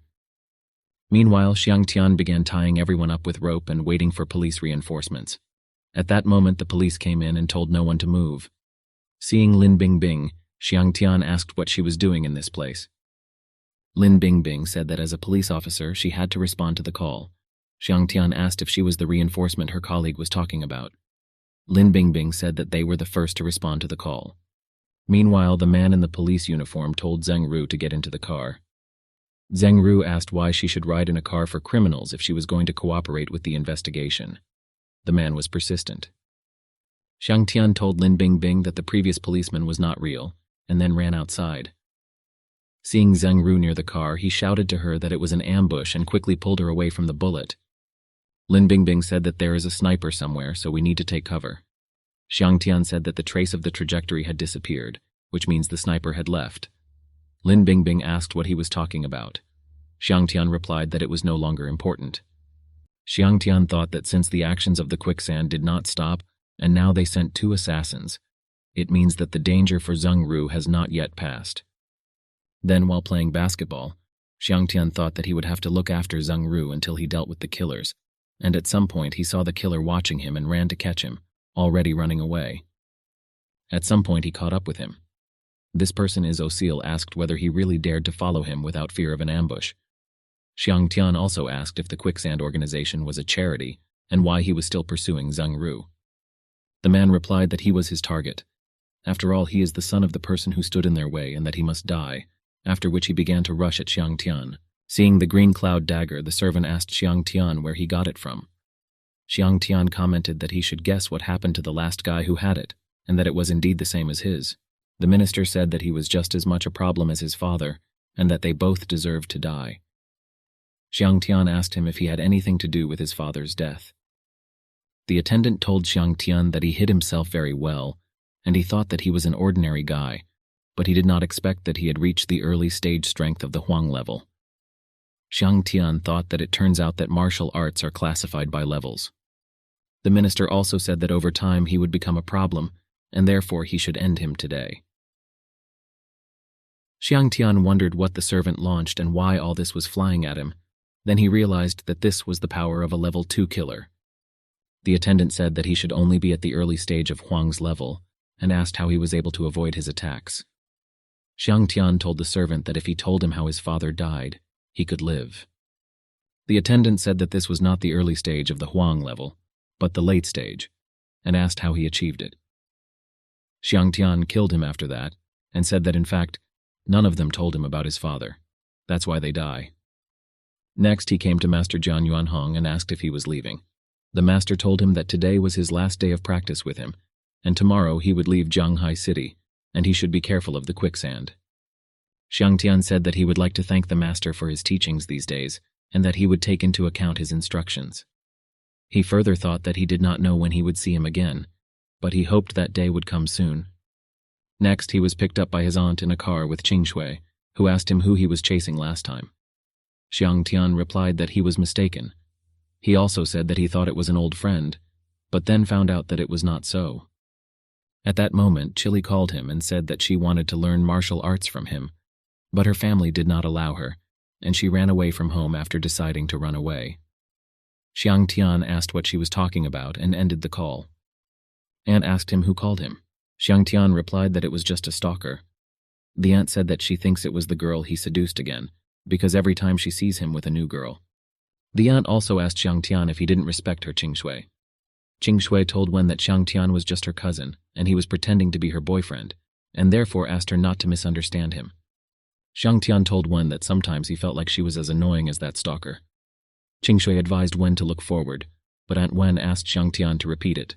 Chili was wondering in the meantime how Xiang Tian dared to hang up and what she should do anyway, because she had a quarrel with her family and she doesn't have money with her, and besides, Xiang Tian doesn't want to see her. Then she wondered why not make money. Seeing the car, she decided that she had found the one she needed and threw herself under the car. Wen got out of the car and asked Chili if she was okay. Qing Shui also came out and asked what happened. Xiang Tian walked over and said that it looked like she was fine. At that moment, her mother came up and asked her how she dared to deceive people, and said that she was very naughty. And Wen left, leaving Qing Shui and Xiang Tian. Xiang Tian said that it was all over, and Huo had left to do housework, so he suggested going out to dinner. Qing Shui said that it was Wen who suggested dinner, and said that 2 girls wanted to meet him after watching his match.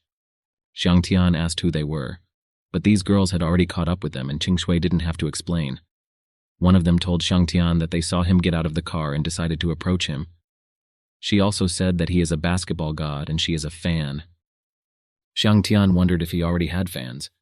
The white-haired girl asked what happened to Miss Huo. Qing Shui said that Wen had just left unharmed. The pink-haired girl asked Xiang Tian if he could guess what kind of underwear she was wearing, because she heard that he could. Xiang Tian said that she asked for it herself and wondered that he couldn't see through their clothes. Xiang Tian also wondered if this was a disguise and asked if she was disguised. Qing Shui told Xiang Tian that it was not polite to tell a girl that she had plastic surgery. Xiangtian said that these are camouflage clothes. Linger said that this was true, and she had to wear camouflage clothes because she was ugly and did not have a good figure. Next, she asked Xiangtian if he would like to be her boyfriend, since he is her idol. Xiangtian asked why he should be her boyfriend considering that she is ugly. He also thought that everything was not as simple as she said. Xiangtian further said that she should be at least at the level of his cousin Qingshui. Linger asked who said that she had a bad body, and why don't she take off her clothes and show him. Xiangtian agreed for her to take off her clothes. Linger said that there were too many people here, and she would take it somewhere else. Qingshui took Xiangtian's hand and pulled him away from them. Later, when she was too far away from them, Qingshui said that this girl had gone too far. Xiangtian asked her not to take it into her head. Next, Xiangtian suggested eating together since a table was free. Qingshui agreed to his proposal.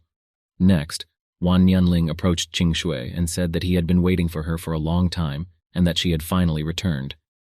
Qingshui asked why he was pursuing her again, because she said that she had a boyfriend. Wan Nianling said that he still has a chance even though she has a boyfriend since she is not married yet, and asked if this is true. Next, Wan Nianling said that he bought a BMW for her, which is located not far from them, and offered to take the keys. Qingshui said that she didn't want it. Wan Nianling said that he would never take back what he gave. Qingshui repeated that she did not want this. At this moment, Xiangtian took the keys and said what he wanted. Wan Nianling asked if he really wanted this car. Xiangtian confirmed. Wan Nianling said that in this case, he should leave Qingshui. Xiangtian asked if the car was for him. Wan Nianling commented that she was his. Xiangtian walked up to the old man and said that the red BMW was all his. Qingshui asked what he was doing, because you shouldn't laugh at people with disabilities.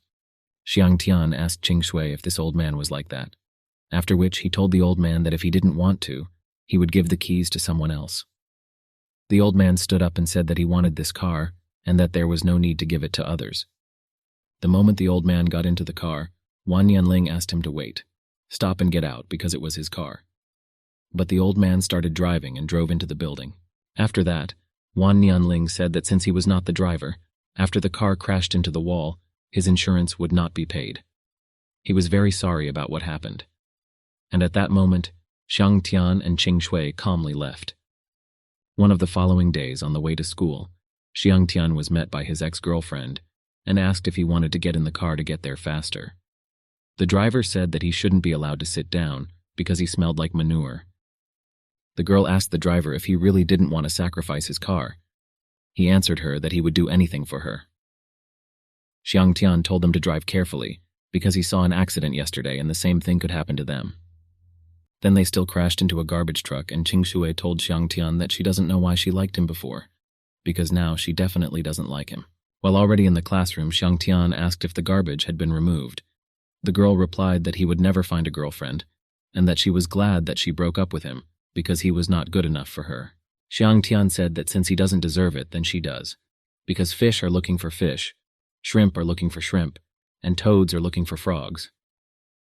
The girl asked who he called a toad, because he is a beggar, and no one will approach him. Next, a girl came into the class and asked if there was a student named Xiangtian in this class. Xiangtian stood up and walked towards her.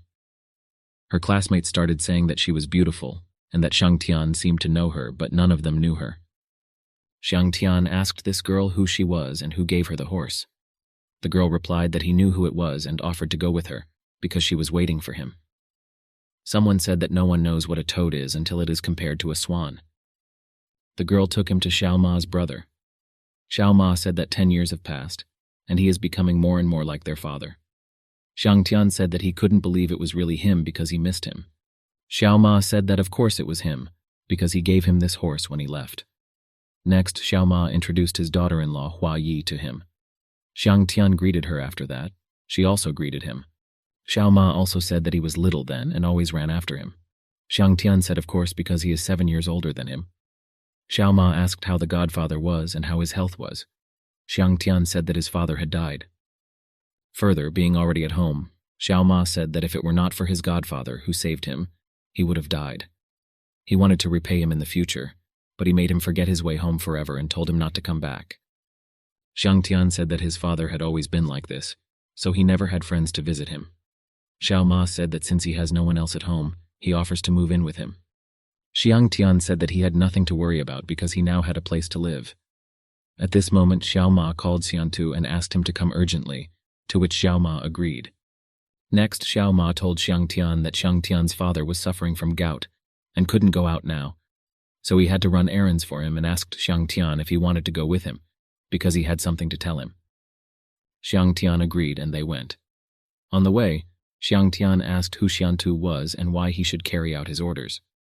Xiao Ma commented that he deals with construction materials, and he is considered his patron because of his connections at the top. Xiao Ma said that Xiantu is good, and he is not the kind of person that money can buy, so he will help him in everything. Entering his room, Xiang Tian ran to Xiantu, grabbed him and lifted him up. Xiao Ma asked what he was doing. Other people around him asked him to stop immediately. They even considered him crazy and even tried to capture him. Next, Xiang Tian put Xiantu back after he vomited. Xiantu said that he felt much better now and thanked Xiang Tian for saving his life. Xiang Tian asked Xiantu what he was eating just now. Xiantu said that it was hot snow toad soup from his old friend. Xiang Tian asked if he could take a look at it. After that, they brought him what Xiantu drank. Next, Xiang Tian asked Xiantu how much he hated this man. Xiantu said that not at all because he had known him for a long time and his son brought soup. Xiang Tian said that the snow toad is naturally cold, and these herbs can remove the cold poison of the snow toad. He also said that even a healthy person after taking it will live no more than 3 months. Hearing this, Xiantu asked to save his life. Xiang Tian said that he had nothing to worry about because he would not be left behind, but he just needed a set of silver needles. Next, Guo asked Xiang Tian if he had a medical license and a license to practice medicine, because without them he could not do this. Xiang Tian said that he does not have licenses, but has a desire to save people. Xiantu told Xiang Tian that he believed him, and was ready to start treatment right now. He also said that he didn't think he would have lasted much longer at Dr. Guo's hospital. Xiang Tian was surprised to realize that this was a private hospital. Dr. Guo, thinking that an unlicensed doctor was going to kill a man, decided to call the police. Xiantu ordered him to forget about him, and he asked his servant to bring a set of needles that he had. Xiao Ma asked Xiang Tian if he really knows how to heal people. Xiang Tian responded positively and said that he had learned a little from his father. Xiao Ma asked Xiantu why not call someone else. Xiantu said that he is the boss in the house and he decides what to do. Then, after the needles were brought, Xiantu suggested using them. Xiang Tian asked if these were divine bean needles. Xiantu commented that he has good eyesight, but these are not real needles, because they were only created by later generations according to the records of ancient masters. Xiang Tian said that they are a great treasure and will cure in a month. Xiantu said that he believed him and asked him to proceed. After installing the needles and seeing the results, Xiang Tian said that it was even better than expected, and it would only take him 10 minutes. At that moment, the police arrived at the house and asked the people in the room to immediately release the hostages and surrender. One of them asked the second team if they could find the hostage takers. The second team responded that they could only confirm that there was something in the house, but they could not pinpoint the location. The policeman asked Dr. Guo if he was sure that the kidnappers and hostages were in the house. Guo replied that they should be. After this, the police burst into the house and asked no one to move and to raise their hands. But when they saw something that was not what they expected, the police said that they received a call and were told that someone had captured the director's father. Xiantu said that they were mistaken and that all this time he had been sitting here talking to his client, so there was no kidnapping or capture. Dr. Guo further told the policeman that this person, pointing to Xiang Tian, does not have a license, and he is treating Mr. Xiang, which is illegal. Xiantu said that as he said, he accepts his client and that this doctor had just been fired by him and probably in retaliation, he called the police with a false report. The police then grabbed the doctor and took him with them. Xiang Tian thanked Xiantu. Xiantu said that he should be the one thanking him. After that, he said that the needles were of little use to him, so he was ready to give them to him. Xiang Tian said that it was too valuable. Xiantu told Xiang Tian that this treasure was only useful in his hands. Realizing that Xiantu gave him the needles after all, Xiang Tian thanked him for such a gift and left. One of the following days, Xiang Tian met with Lin Bingbing at her request and greeted her as a police officer. Lin Bingbing asked not to call her that. Next, Xiang Tian asked why she wanted to meet him. Lin Bingbing said that there was no need to say that, and of course she was in this place to ask him for help and began to lead him somewhere. Xiang Tian asked where they were going. Lin Bingbing replied that she thought that his aunt asked him to cooperate with her, so he should go with her. She further said that she had been given the task of tracking down a man named Wang Gang and finding out who was behind him. She then suggested going to the casino and finding out what was going on there. Xiang Tian asked if he was going to go to the casino dressed like that. Lin Bingbing asked what was wrong with her clothes. Xiang Tian took her hand and pulled her somewhere. They went to where he chose clothes for her, which she put on, and after leaving that place, Lin Bingbing asked if she really had to dress like that. Xiang Tian said that the more she pulled off her t-shirt, the more it seemed like she wasn't wearing shorts. On the way to the casino, they met some company and the man asked who it was. Xiang Tian said that he was a friend of old Manchu. The man asked why he needed the girl next to him. Xiang Tian replied that she was his wife. After kissing Lin Bingbing, Xiang Tian asked if they were convinced of this. The man said that they would stop bragging and they could quickly go inside. Xiang Tian thanked them for letting them through. While inside, Xiang Tian told her not to be so serious and to relax. Then he sat her down and said that she should take part in the game so as not to stand out too much. Then, when betting, he asked her whether it was more or less. Lin Bingbing asked what he meant, a rogue or something else. At this moment, a man came over and told Lin Bingbing that Xiang Tian was asking whether she was betting over or under. Xiang Tian said that his wife bets less. The man said that we went, and the result was 124, which means that it is less. Lin Bingbing asked if this was a victory. Xiang Tian told her that she should just take them and play with them first, and he would go look elsewhere. Lin Bingbing bet further on more, and Xiang Tian thought walking through the casino hall that if he wants to find information, then it is best to find some unlucky person, and at some point he found him. Xiang Tian approached him and asked if he needed money. He replied that he could not afford to take out a loan. Xiang Tian replied that this was not a loan, and if he provided him with the necessary information, he would give him the money for free. The man asked what information he needed.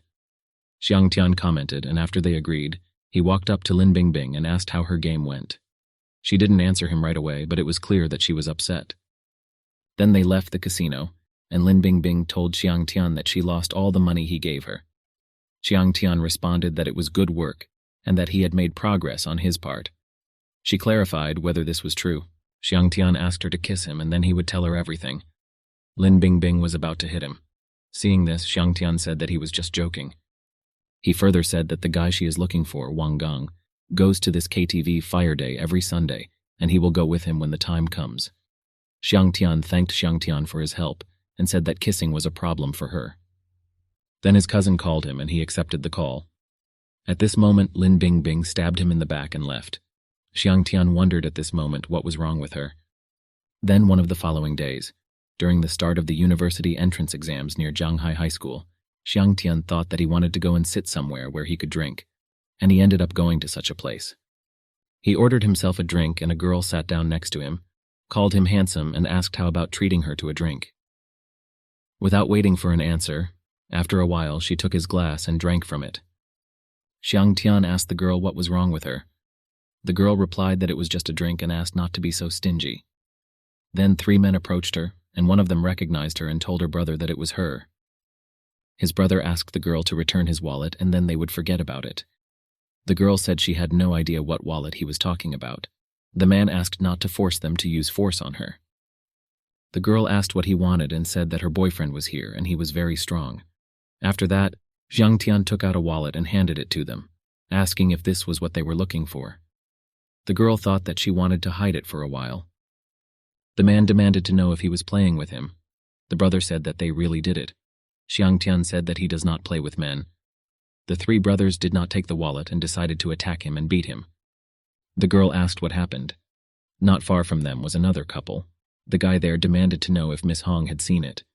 Miss Hong told him not to take it into his head. Xiang Tian told the thief girl that she drank his glass of wine, so let her remember to pay the bill.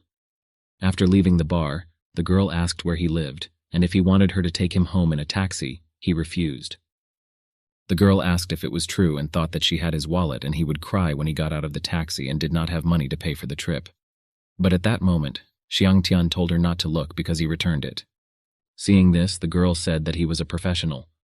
Xiang Tian got into the taxi and received a call from Master Shu. He demanded to know how the exams went. Xiang Tian commented that there is no need to worry, because there are no problems. Xiang Tian also said that the tournament is in 3 days, so he can't miss it. He further thought that now he is not as weak as before, and this is more than enough to cope with San. After 3 days, arriving at the Liulin villa in the Green Forest, Xiang Tian realized what this meant and remembered that Master Fan had invited him. Master Shu was invited to the entrance, and Master Shu thanked him for the invitation. Fan asked Xiang Tian if he was sure about today's meeting. Xiang Tian replied that if he were not sure, he would not have come. Fan said that he was really a hero with a child's body, and also said that the rules need to be discussed first. He further said that if they win, then he wants Xu Dechuan to give him his pair of eyes, and Xiang Tian should be left without a leg. Xiang Tian asked what would happen if he won. Fan said that if he wins, they will forget the past and Xu Dechuan will no longer have anything to do with him and he will not harm him. Fan's son said that they couldn't let him go and he had to die. Fang said that Xiang Tian did not have the ability to kill anyone in Liulin Villa. Xiao Fei told Fan that Xiang Tian still doesn't know anything about the world and shouldn't take it to heart. Xiang Tian said that it doesn't matter, and if Fan needs his life, then he can have his own. Xiao Fei asked how he could bet his life against his. Sun said he would stand up to him. Xiao Fei asked Xiang Tian if he was from Quicksand. Xiang Tian said negatively. Fan said that if so, then this fight can take place regardless of the stakes, and this decision will be guarded by him, and the fight began. Some time of battle later, Sam asked Xiang Tian if he was at the early stage of the yellow level. After that, he said that he would not hesitate any longer, and would make sure that he had what he needed.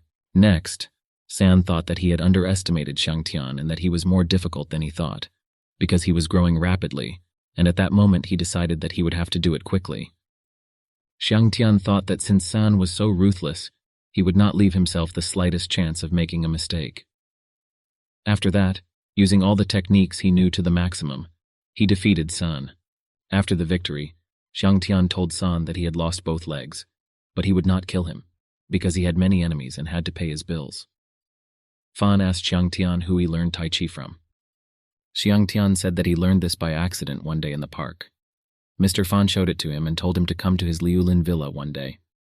Fan said that now it is clear why all these movements are so familiar to him. Xu Dechuan asked Xiang Tian how about they find a place to celebrate. Xiang Tian said that he couldn't celebrate now because he was busy today, and suggested doing it another time.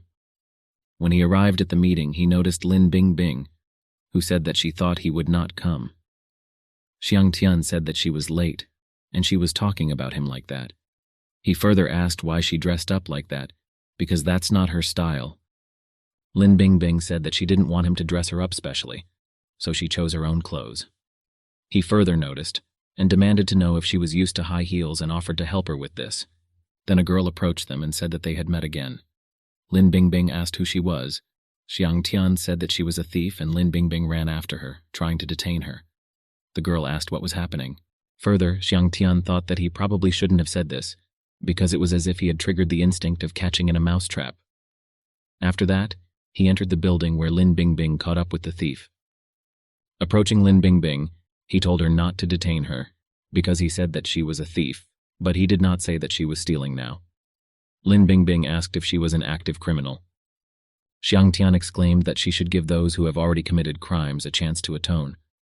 The thief said that this was right, and she chased her when she was not stealing anything. Her friend suggested we sit down and have a drink. Lin Bingbing said that she couldn't drink because she was still on a mission. Xiang Tian demanded an answer from Lin Bingbing whether her legs hurt from running for a long time when she was not used to heels, after which he sat her down on a chair. In the end, it all worked out that all four of them sat down at one table and started drinking something. The red-haired girl told Xiang Tian that the other girl was jealous of him. Xiang Tian demanded to know who was jealous of him. He further said that if she meant Lin Bingbing, then it couldn't be because she didn't have room in her head for such things. The girl replied that he was stupid, and that's how jealous girls behave, and suggested that he wait and make sure of this. Next, Lin Bingbing grabbed Xiang Tian's hand and dragged him away, saying that they had work to do. Xiang Tian asked Lin Bingbing if she could control herself and if she really got drunk so quickly. The thief said after they left that it was a pity that he had a girlfriend. The other girl told her in response not to steal anything from her bar. Lin Bingbing took the microphone and started singing that she loved him.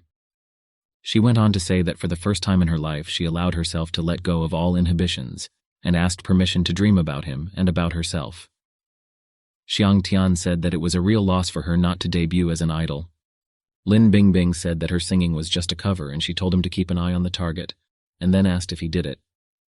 Xiang Tian replied that he was watching and asked not to be so loud, otherwise they would hear her. Lin Bingbing said that she rented a room with a better view and asked Xiang Tian to be more serious. Xiang Tian asked Lin Bingbing to turn off the microphone.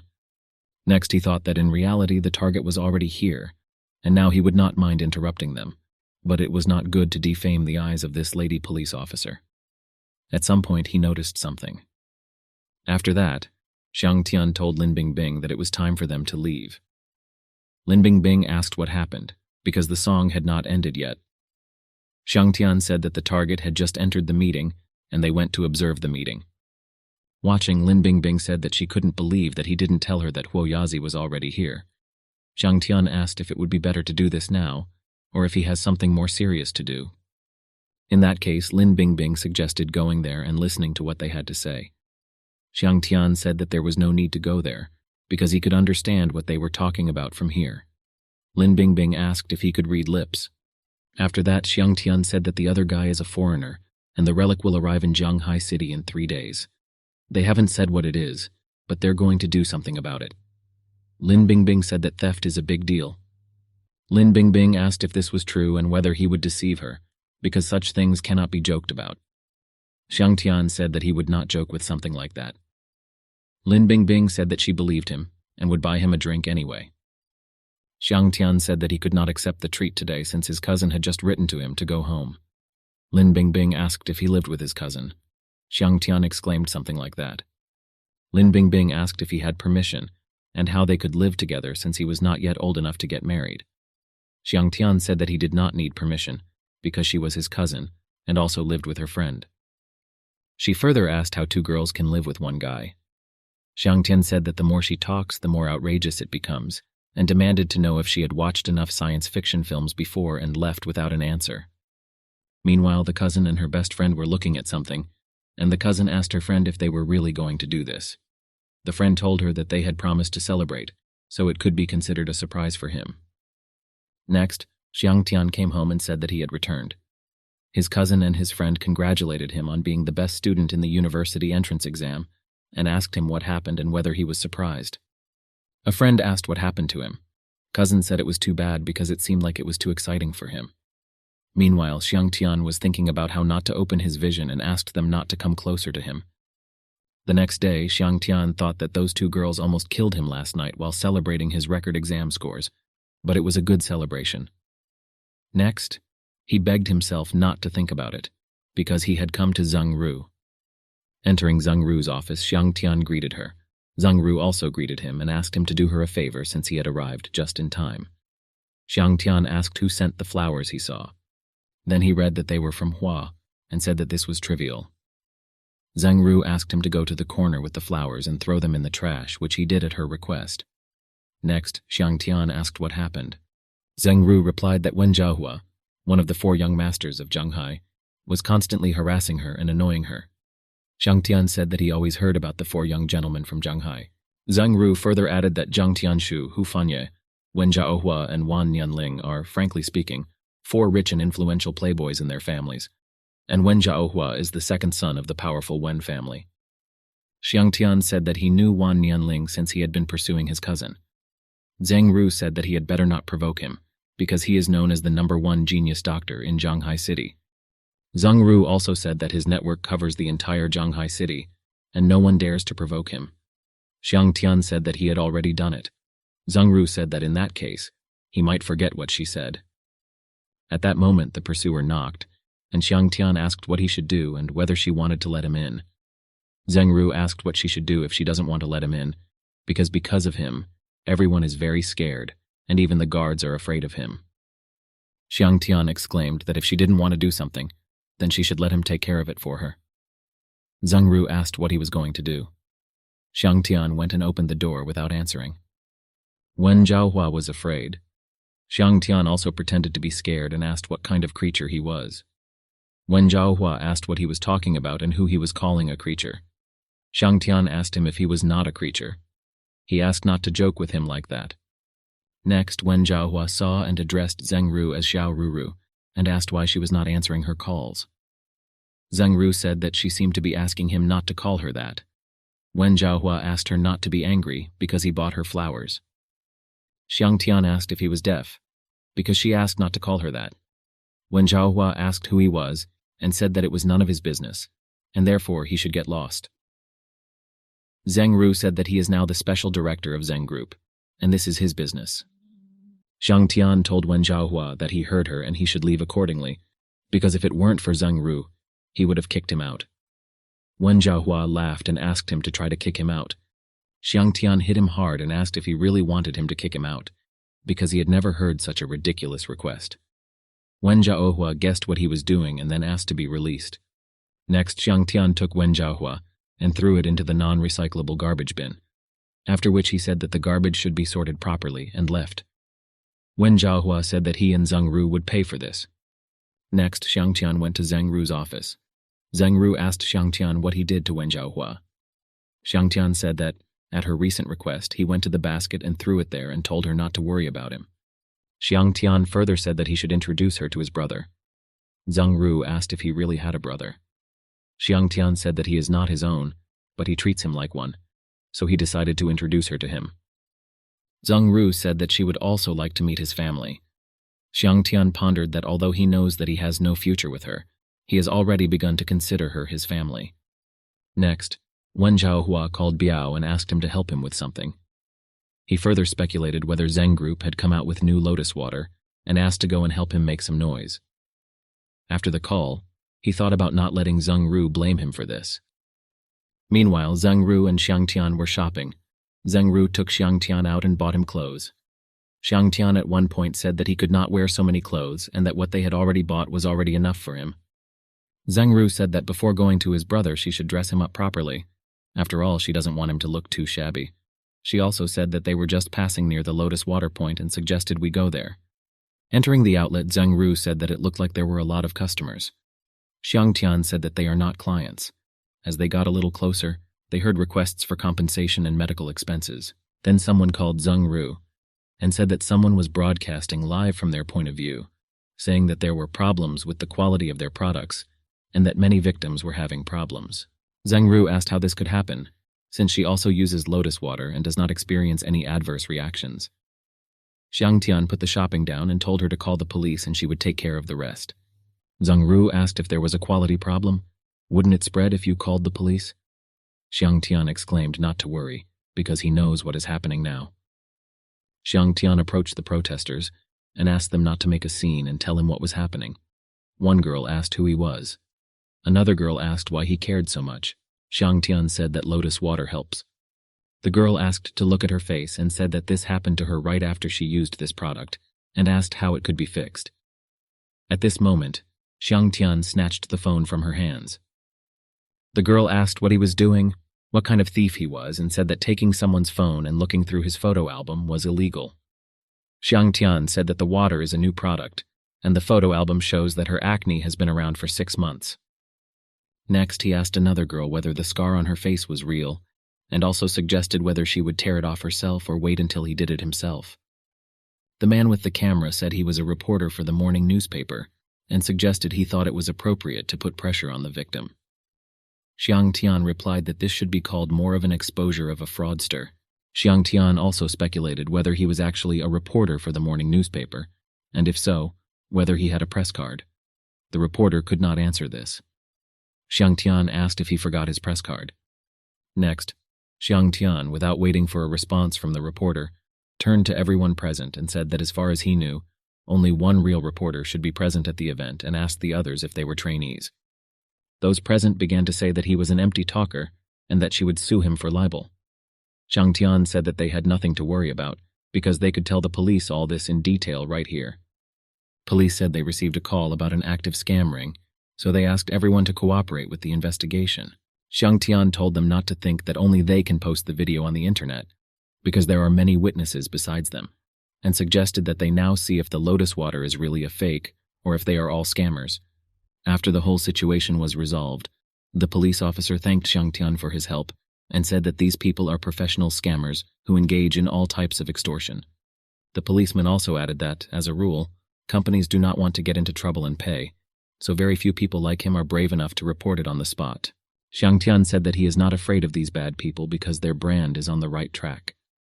Zheng Ru mentally thanked Xiang Tian for his trust, not expecting that he believed in the brand more than she did. After all this, Xiang Tian went to the bar where Hong and the thief were. They greeted each other when they met. The thief asked if everything was fine with him lately. Hong asked why he was avoiding her. Xiang Tian replied that her abilities are highly developed and he should be on guard. The girl said that the two of them always quarrel when they see each other. Dao Xin asked Hong that someone would come to disturb her later, and if she would be okay with the duel. Hong replied that as long as they didn't damage anything here, it didn't matter. Xiang Tian said that he would stay away. Dao Xin said that it was her brother and sister who would come here, and they wanted to steal something from her. Next, brother and sister Dao Xin came and asked her if everything was ready. Dao Xin replied that of course everything was ready and offered to take a look. At this moment, Xiang Tian activated his X-ray vision and saw something interesting. At first he thought that it was a glass pearl. Later he realized that it was a diamond, but he did not understand how this diamond was polished to a shine with real blood inside, which is still flowing. In his opinion, this is a real treasure. Dao Xin said that they could steal this thing from her. Xiang Tian told her that she was cheating because the bead was not even in her pocket. Dao Xin replied that if she didn't have these skills, she wouldn't have become a star thief. At this moment, the sister came up and hugged Dao Xin, and the brother grabbed the bead, which at that moment fell out of Dao Xin's hand. Dao Xin asked what kind of trick it was that made her lose the feeling in her left hand. The sister replied that if she did not have this skill, she would not be her sister. The brother said that they agreed that if she loses, then this thing will be theirs, and so he leaves. Dao Xin said that the two of them attacked her alone and therefore it does not count. Next, the brother discovered that the bead, which he thought he was holding in his hands, had disappeared at some point, and he guessed where it was now. Dao Xin asked if it was possible that she fell to the floor. The brother exclaimed that he did not know. My sister suggested we go and look. The brother suggested whether she was playing a prank on them. Dao Xin asked why he said that when he himself dropped her, and besides, her hands are still numb and she cannot move them. My sister said that she shouldn't say that because after all, she is very talented. The brother suggested that they forget about it and just say that they failed this time and come back for it next time. Dao Lin asked not to leave and what he wanted her to tell the master. The brother suggested saying directly that she had lost the bead. My sister said that's exactly it. Dao Lin asked how this could be. Xiang Tian asked to forgive him for borrowing the drink and went and poured it on her brother. The brother asked why they were so unlucky and he and his sister began to leave. They approached the steps behind the door, and Xiang Tian ordered brother Dao Xin to fall. After that, the brother actually fell down the steps. The sister asked if he was okay. The brother replied that something happened to his legs. They suddenly became weak. After that, he said that he would stop talking because he needed to go to the hospital as soon as possible. Dao Xin said that he deserved it. Dao Xin asked after they left what to do with the master's bead, because most likely they took it after all. Xiang Tian suggested looking again, because it was quite possible that she had it. She asked how this was possible. Hong suggested that Dao Xin take this seriously and look for it at home just in case. Having found the bead in her possession, Dao Xin said that it turns out she really had it all this time. Hong also told Dao Xin that her elder brother really brought a lot of things. Dao Xin said that she couldn't believe it, and asked Xiang Tian how he could do this, and how he could even steal something from her elder brother. Xiang Tian asked Dao Xin not to be so rude because he was going to give these stolen items to the police. Dao Xin asked if he really stole the bead from him, after which she said that she realized that he was really something. Seeing the heavenly scroll in his wallet, Xiang Tian asked Dao Xin if this was her brother's usual place of business. Dao Xin said that this was true and asked what happened. Xiang Tian said that he had something to do, so he would leave first.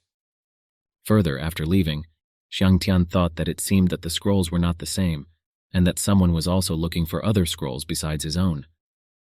He also thought that he would have to conduct an investigation, because the truth he wanted to get was in them. His thoughts were interrupted by a phone call.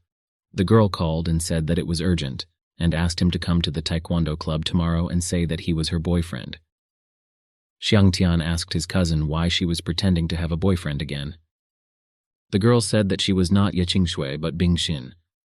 After that, she asked why he couldn't even recognize her voice. Then, without waiting for an answer, she said that he should come anyway. Xiang Tian then wondered whether he should rent himself out as a guy in order to earn money in the future. But the next day, he still arrived at the indicated place, and Bing Xin asked why it took him so long to get there. Xiang Tian replied that it was all because of the traffic jam. After that, Bing Xin took his hand and pulled him somewhere, saying that he needed to hurry up and help her, because the situation was now completely one-sided. Arriving at the place, Xiang Tian saw two guys fighting. Bing Xin told one of them to stop because he broke the rules, and this is Taekwondo. The guy stopped and clarified who said that they must follow the rules of Taekwondo. Xiang Tian thought that he felt something familiar, a feeling of disgust, the same as from the servants of the quicksand. After that, he approached that guy and said that the previous one had had enough and that the next opponent would be him. That guy began to introduce himself as Yilan, but Xiang Tian hit him between the legs at that moment. Other fighters accused him of not following the rules, but Xiang Tian said that Yilan said that there were no rules, which means he did nothing wrong. After that, one of the fighters said that if this is so, then they can beat him all together, and after that they all went to him to beat him. Qing Shui asked them not to do this, and other normal guys also spoke, but they did not listen to them. Xiang Tian said that he can handle Yilan alone, and they don't need to get closer to him. But the guys did not listen to him and came up, ready to beat him. But in the end, everything happened in a way they did not expect. Xiang Tian defeated them all. Yilan asked Xiang Tian what he was doing, and then said that the fight was over and he had won. Xiang Tian said that for some reason he didn't like what he did, and he would have to teach him a lesson so that he wouldn't do anything bad again. On the way somewhere, Xiang Tian met a girl and asked what she was doing here. The girl said that she wanted to ask him something, namely, whether he had heard about a disease that makes you feel cold when the full moon comes. They walked on together and he replied that he knew, and that it was called a cold moon. This is a hereditary disease, with 80% of people suffering from it not living past the age of 30. The girl asked if there was a cure for it. Xiang Tian exclaimed that he could help cure him, but she must become his young wife. The girl agreed. Xiang Tian thought that it was easy, and said that he would check her family's illness without it, and would not take advantage of the situation. At that moment, Zhao Tianyu met them on the way and said that he had finally found her. The girl told him that she had already told him not to look for her anymore and asked him to leave. Zhao Tianyu asked not to talk to her like that, because she is his future wife, and her father agrees with this. At that moment, Xiang Tian came between them and said that if her father agreed, then let him marry her father, because she asked him to leave. Zhao Tianyu asked Xiang Tian who he was to her and said that it was none of his business. Xiang Tian exclaimed that she was now his young wife and clarified in response who he was to her. Zhao Tianyu asked Bai Yi whether Xiang Tian was talking nonsense or the truth. Then, without waiting for an answer, Zhao Tianyu took Bai Yi's hand and asked her to come with him, because he wanted to see how she would explain herself to her father. Bai Yi asked what he was doing and said that she was in pain. After that, Xiang Tian grabbed Zhao Tianyu's hand so much that it hurt him and asked if he wanted to kidnap the girl in broad daylight. After that, he let him go and moved on with the girl, asking her not to pay attention to him. They went further to Bai Yi's house, and the grandmother asked the guy if he was the same Xiang Tian. Bai Yi introduced him to her grandmother. Xiang Tian greeted his grandmother. Grandma said that she was convinced that, as Yi said, he was a good person.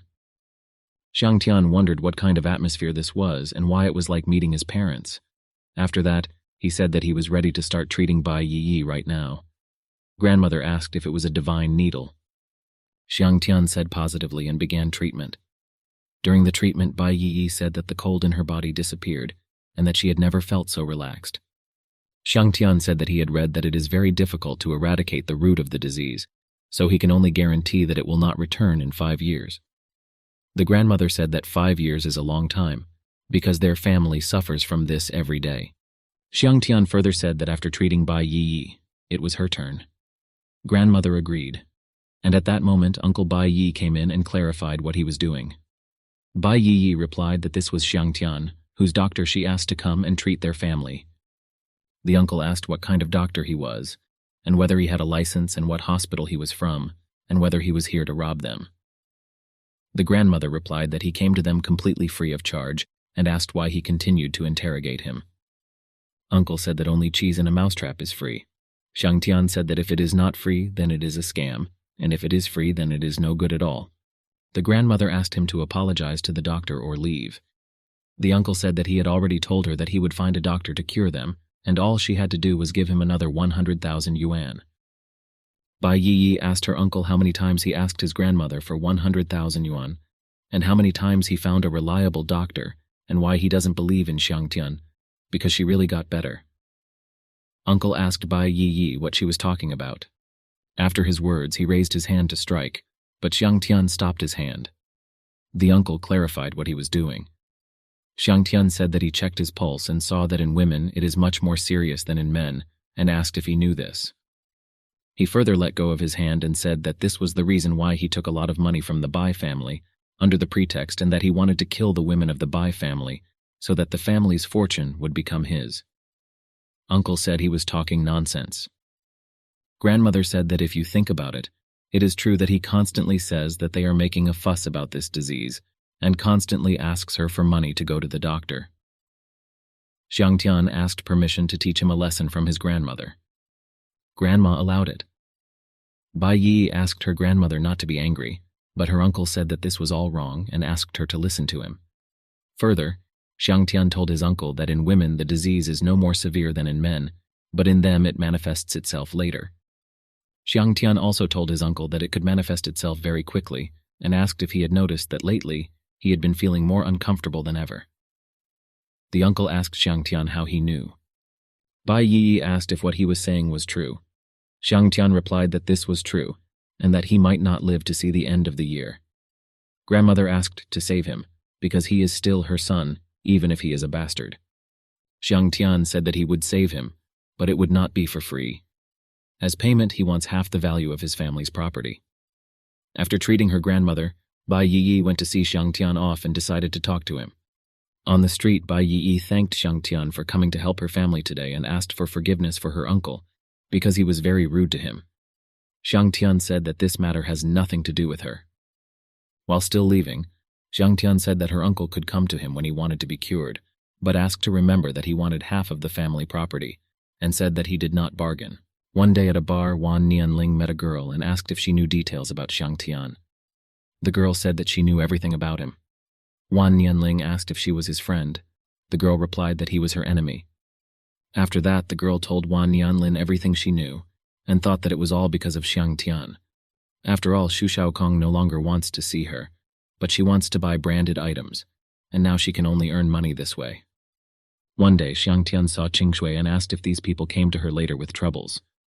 Qingshui answered in the negative and said that he himself should be careful, because he beat that guy badly and he can take revenge.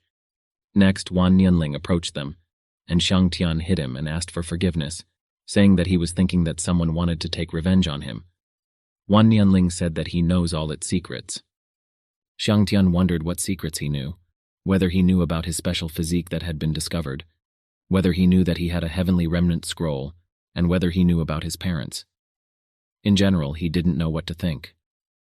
Wang Nianling said that he was a poor guy who had just graduated from Zhanghai High School, and that he used to go to work on the street, and that the money he earned was barely enough to buy food. He further asked him not to let Qingshui be deceived. Xiang Tian asked if that was all he knew. Qingshui asked Xiang Tian if he would go out to dinner with her and why he was always so busy. Xiang Tian exclaimed that he had something to do, and therefore he should leave first. After that, Xiang Tian began to leave and said so. Qingshui asked him not to come home too late. Xiang Tian agreed. Wan Nianling was surprised why, after everything he said, Qingshui continued to live with Xiang Tian. On the way, Xiang Tian noticed that someone was following him and thought that most likely he knew why these guys did not return for more troubles, and they had been waiting all this time. He further asked if the area was open enough. The man clarified whether he injured Takeshita Dairo. Xiang Tian clarified whether that was his name because he forgot about it. He also asked if he had sent him to him. The man said that the dead do not need to know so much, and began to attack. Xiang Tian defeated him very quickly. Before his death, the killer asked Xiang Tian how he knew. Xiang Tian said that it doesn't matter, because people who are about to die don't ask so many questions. Further taking out this person's documents, Xiang Tian said that he wanted to find out what organization he was from. Further learning where he came from, he had a good idea. Meanwhile, this organization reported to the boss that they had sent a total of 37 experts this time. The Dragon Group also arrived, and Fang Rufeng was also invited to help. The boss asked to beware of quicksand because this event cannot be missed. After that, she wondered what kind of anxiety it was inside, as if something was about to happen. Another organization reported to the Lord that everything was ready, and there were only 3 level 1 killers, 27 level 2 killers, and 100 level 3 killers. The Lord said that he heard that Fang Rufeng also participated. The servant replied that it was Ye Wanqing who asked for it. The Lord said that someday, sooner or later, he must kill Fang Rufeng, and no matter what, the Heavenly Remnant Scroll must be captured. The servant completely agreed with him on this.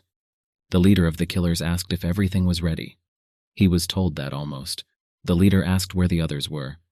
He was told that Takeshita was wounded, and he, having learned about this, went to avenge Takeshita.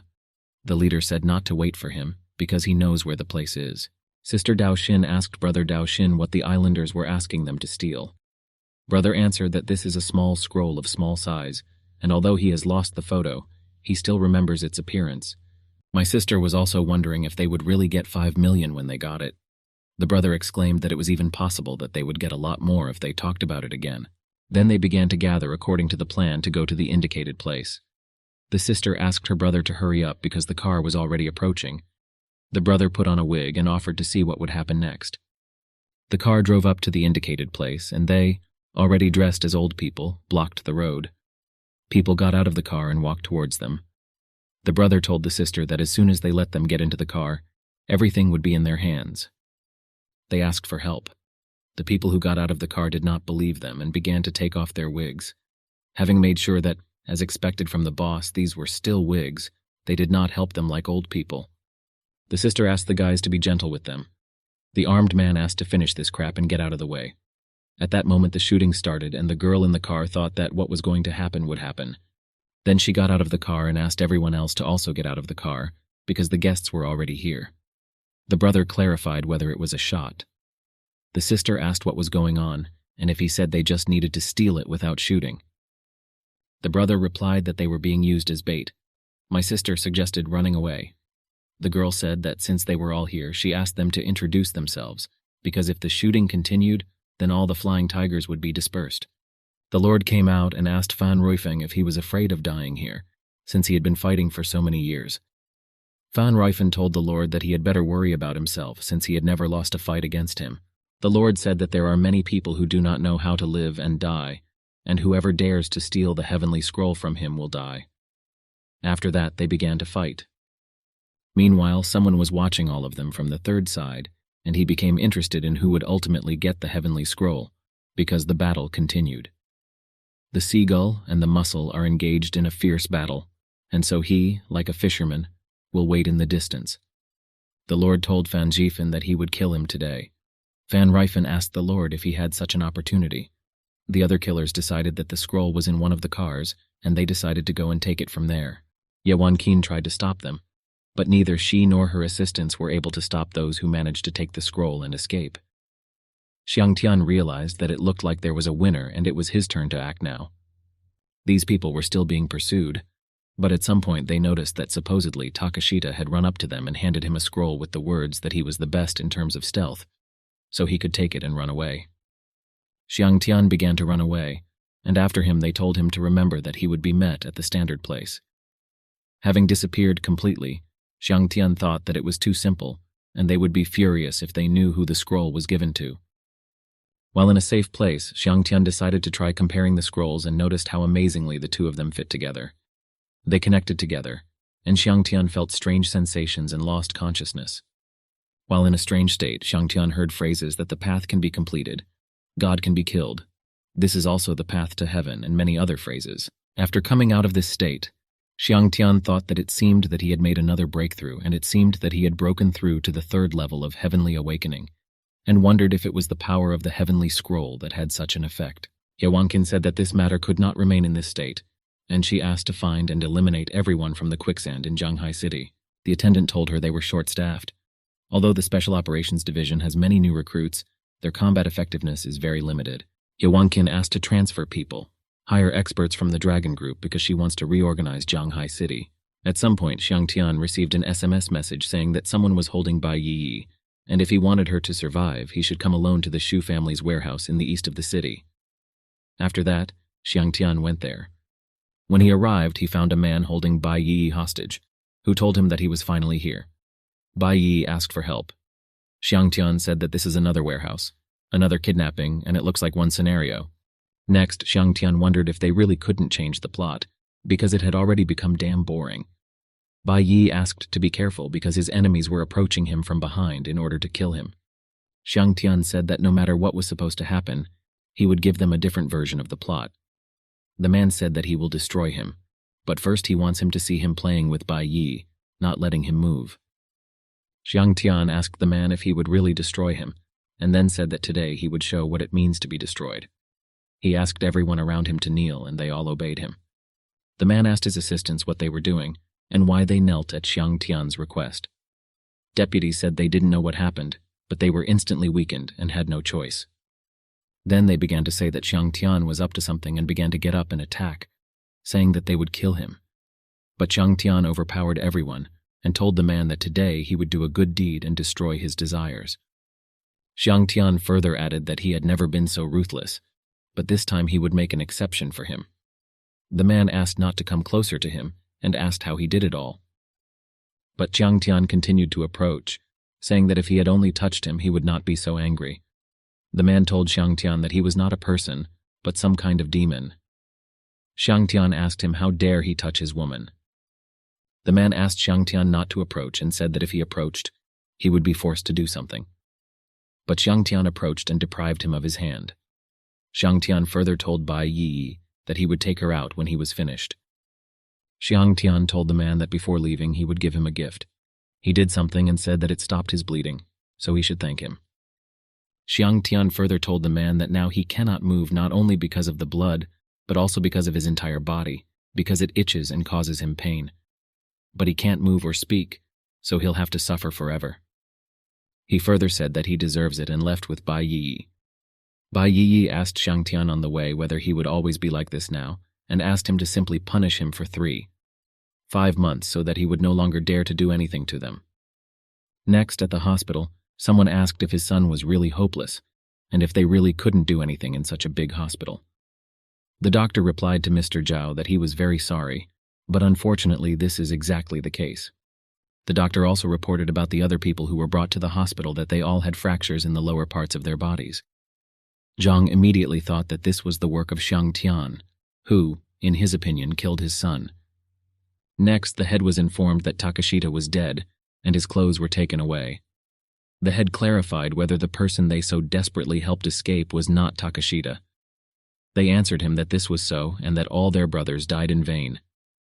The chief then asked what the name of the man Takashita was hunting was. He was told that he was hunting Xiang Tian.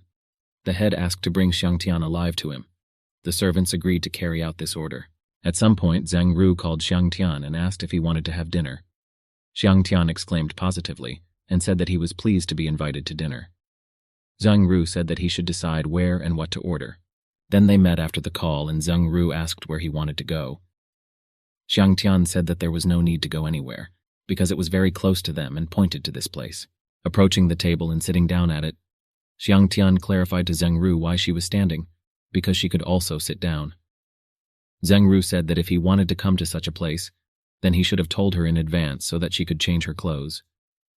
Xiang Tian said that everything was fine and that she looked good no matter what she wore. Next, they brought the food they ordered, and Xiang Tian said that it smelled very good and that he really liked it, after which he clarified Zhang Ru's opinion. Zhang Ru replied something and then asked what was wrong with him. Xiang Tian said that someone was watching them. Zhang Ru asked who it was and where he was. Xiang Tian said that these are several islanders who are now changing clothes. Xiang Tian also said that they would probably be here in a couple of minutes. Zhang Ru asked how he knew and why they were changing clothes. Xiang Tian exclaimed that the Special Operations Division was now hunting ninjas everywhere. He also said that if they showed up like that, they would be tracked down in less than 2 hours. Next, he suggested that Zhang Ru look at them, because now they can already be seen walking towards him. They approached them and offered to go with them. Xiang Tian asked if they would pay the bill if he went with them.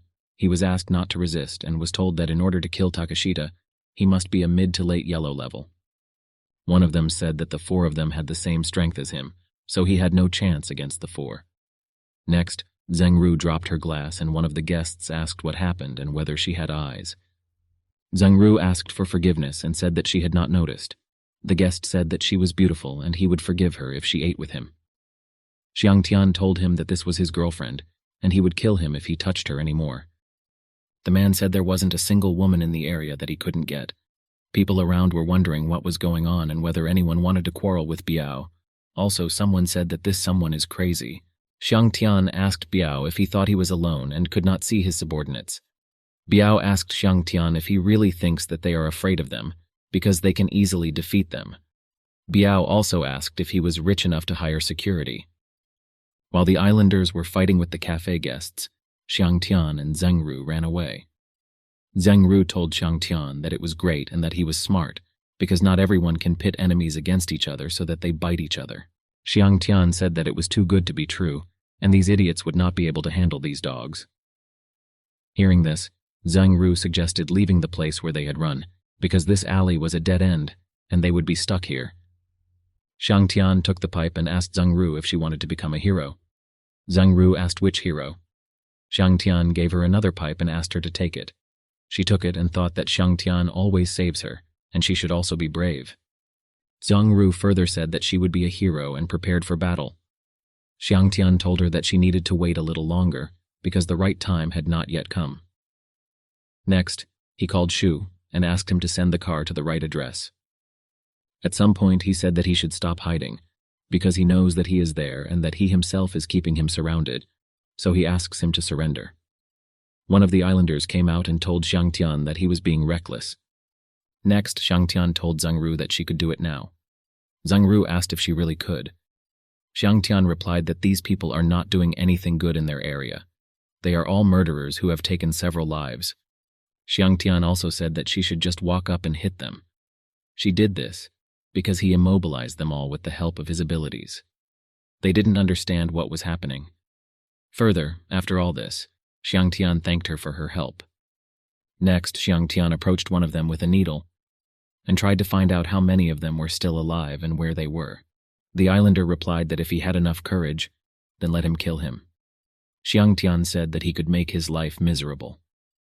He further did and said that he cut him at a certain point, and said that he would now see how long he could endure it. The man asked to stop and said that he would tell everything. Xiang Tian did not understand why so quickly. The man said that there were 10 of them. Xiang Tian said that if he did not tell the truth, he would ask someone else and make him suffer like this until he died. The man said that there are 3 more, namely Jonin and 2 special Chunin. The man also said that special Chunin live in a small hotel in the middle of nowhere, and Jonin lives in an abandoned warehouse. Xiang Tian said that he already liked this answer better. At this moment, Shu Dechuan came and said that they were already here. Xiang Tian was surprised that Shu Dechuan himself came to the place. Gao Fei said that he took the things that he disposes of. Shu Dechuan said that it was so, because he was sure that he would have to take care of his affairs himself. Gao Fei asked whether to dismember them or throw their corpses into the sea or do both at once. Xiang Tian exclaimed that there was no need for this. At some point, a servant ran into Ye Wanqian and said that there was something outside. Next, they went outside and saw their servants with a note from the courier, which said that their ninja order would be delivered in several parcels. Ye Wanqian asked if there was anyone else and noticed another note saying that this was a special delivery from Chuning. Someone else ran out and asked what just happened. Ye Wanqian replied that this style of work is similar to Long's work style, but he has been dead for many years. Then Xiang Tian arrived somewhere and told Gao Fei to wait for him in the car with Shu Dechuan until he came out. He also asked Gao Fei to protect both of them if something happened. Gao Fei agreed to his proposal and Xiang Tian left. Meanwhile, in her office, Ye Wanqian wondered what was going on here, and who could do the same job as Long. She even thought about Xiang Tian, but then changed her mind, remembering that he could not be that strong. She thought that Xiang Tian had only studied martial arts with Yin Ni for half a month. She further thought that these ninjas did not want to talk, so she would ask Xiang Tian. But after trying to reach him, she was unable to do so. Faced with this, Ye Wanqian thought that Xiang Tian was very strange because he bought a phone and at the same time kept it constantly turned off whenever she called. Arriving at an abandoned warehouse and seeing a man there, Xiang Tian asked him if he was waiting for him to invite him on a date. This man tried to attack and said that he did not expect him to have such abilities. Xiang Tian said that he would also fall into his hands. The Jonin said that he is not like the others. Xiang Tian tried to find out if he wanted to play with the bladed weapon and said that he was willing to play with it. Jonin saw Xiang Tian's green cloud dagger and tried to find out if it was from quicksand. Xiang Tian said that they do not deserve this. He also said that even if he has plans today, he will not be able to implement them. The Jonin asked if he wanted to stop him and said that it would be difficult for him to do this, because this was his home and he lost and fired smoke bombs. Xiang Tian asked what he was talking about and said that he had not lost yet. After cutting Xiang Tian's dagger, Jonin told him that he was not even armed right now and asked how he could fight him further. He also said that they, shinobi, can detect and attack an enemy without eyes, but he cannot do that. The Jonin also said that he should not use such childish methods, because he would not find him by listening to his voice. He also asked to give the heavenly scroll, or he would die a terrible death, and he would not spare any of his family and friends. Xiang Tian said that he hates it when people want to touch his family and friends, so he will have to suffer worse than others. The Jonin wondered that he didn't think he could see him, but it wasn't clear why he was so confident in himself. The Jonin also thought that he was probably bluffing and didn't see where he was and couldn't escape. But Xiang Tian put his hand on his shoulder and asked Zhonggen if he thought that he really used his hearing and not his sight, and said that he could see it. Next, Xiang Tian hit Jonin and walked away. The Jonin wondered how this was possible since no one could see someone in such colored smoke. At least no one he had encountered before Xiang Tian could do this. Xiang Tian walked over, knocked him to the ground, and said that he relies on sounds and smells to determine the location, and he relies on his eyes, so he lost from the very beginning, but he did not even imagine this. The Jonin wondered what happened and why he couldn't defend himself, why his body wasn't functioning. He didn't understand why everything was happening this way. Xiang Tian said that he allowed him to stab him with a knife to control his acupuncture points with a silver needle, and also added that he hates when people touch his family and friends, so he will be worse than others.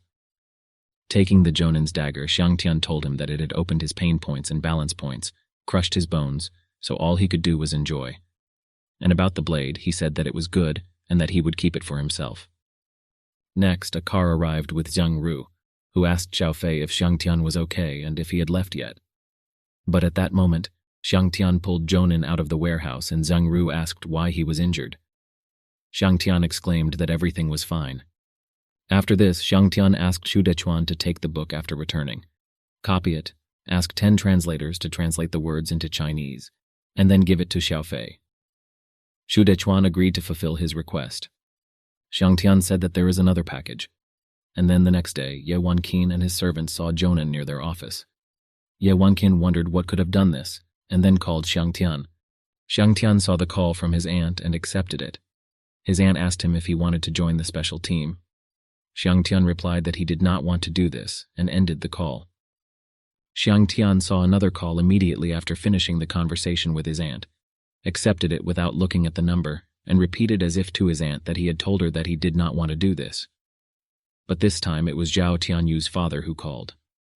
And Zhao Tianyu's father said that his son was dead. Xiang Tian was surprised and tried to find out why this happened, since he didn't hit him hard. Zhao Tianyu's father said that he made his son crippled, and he eventually killed him himself.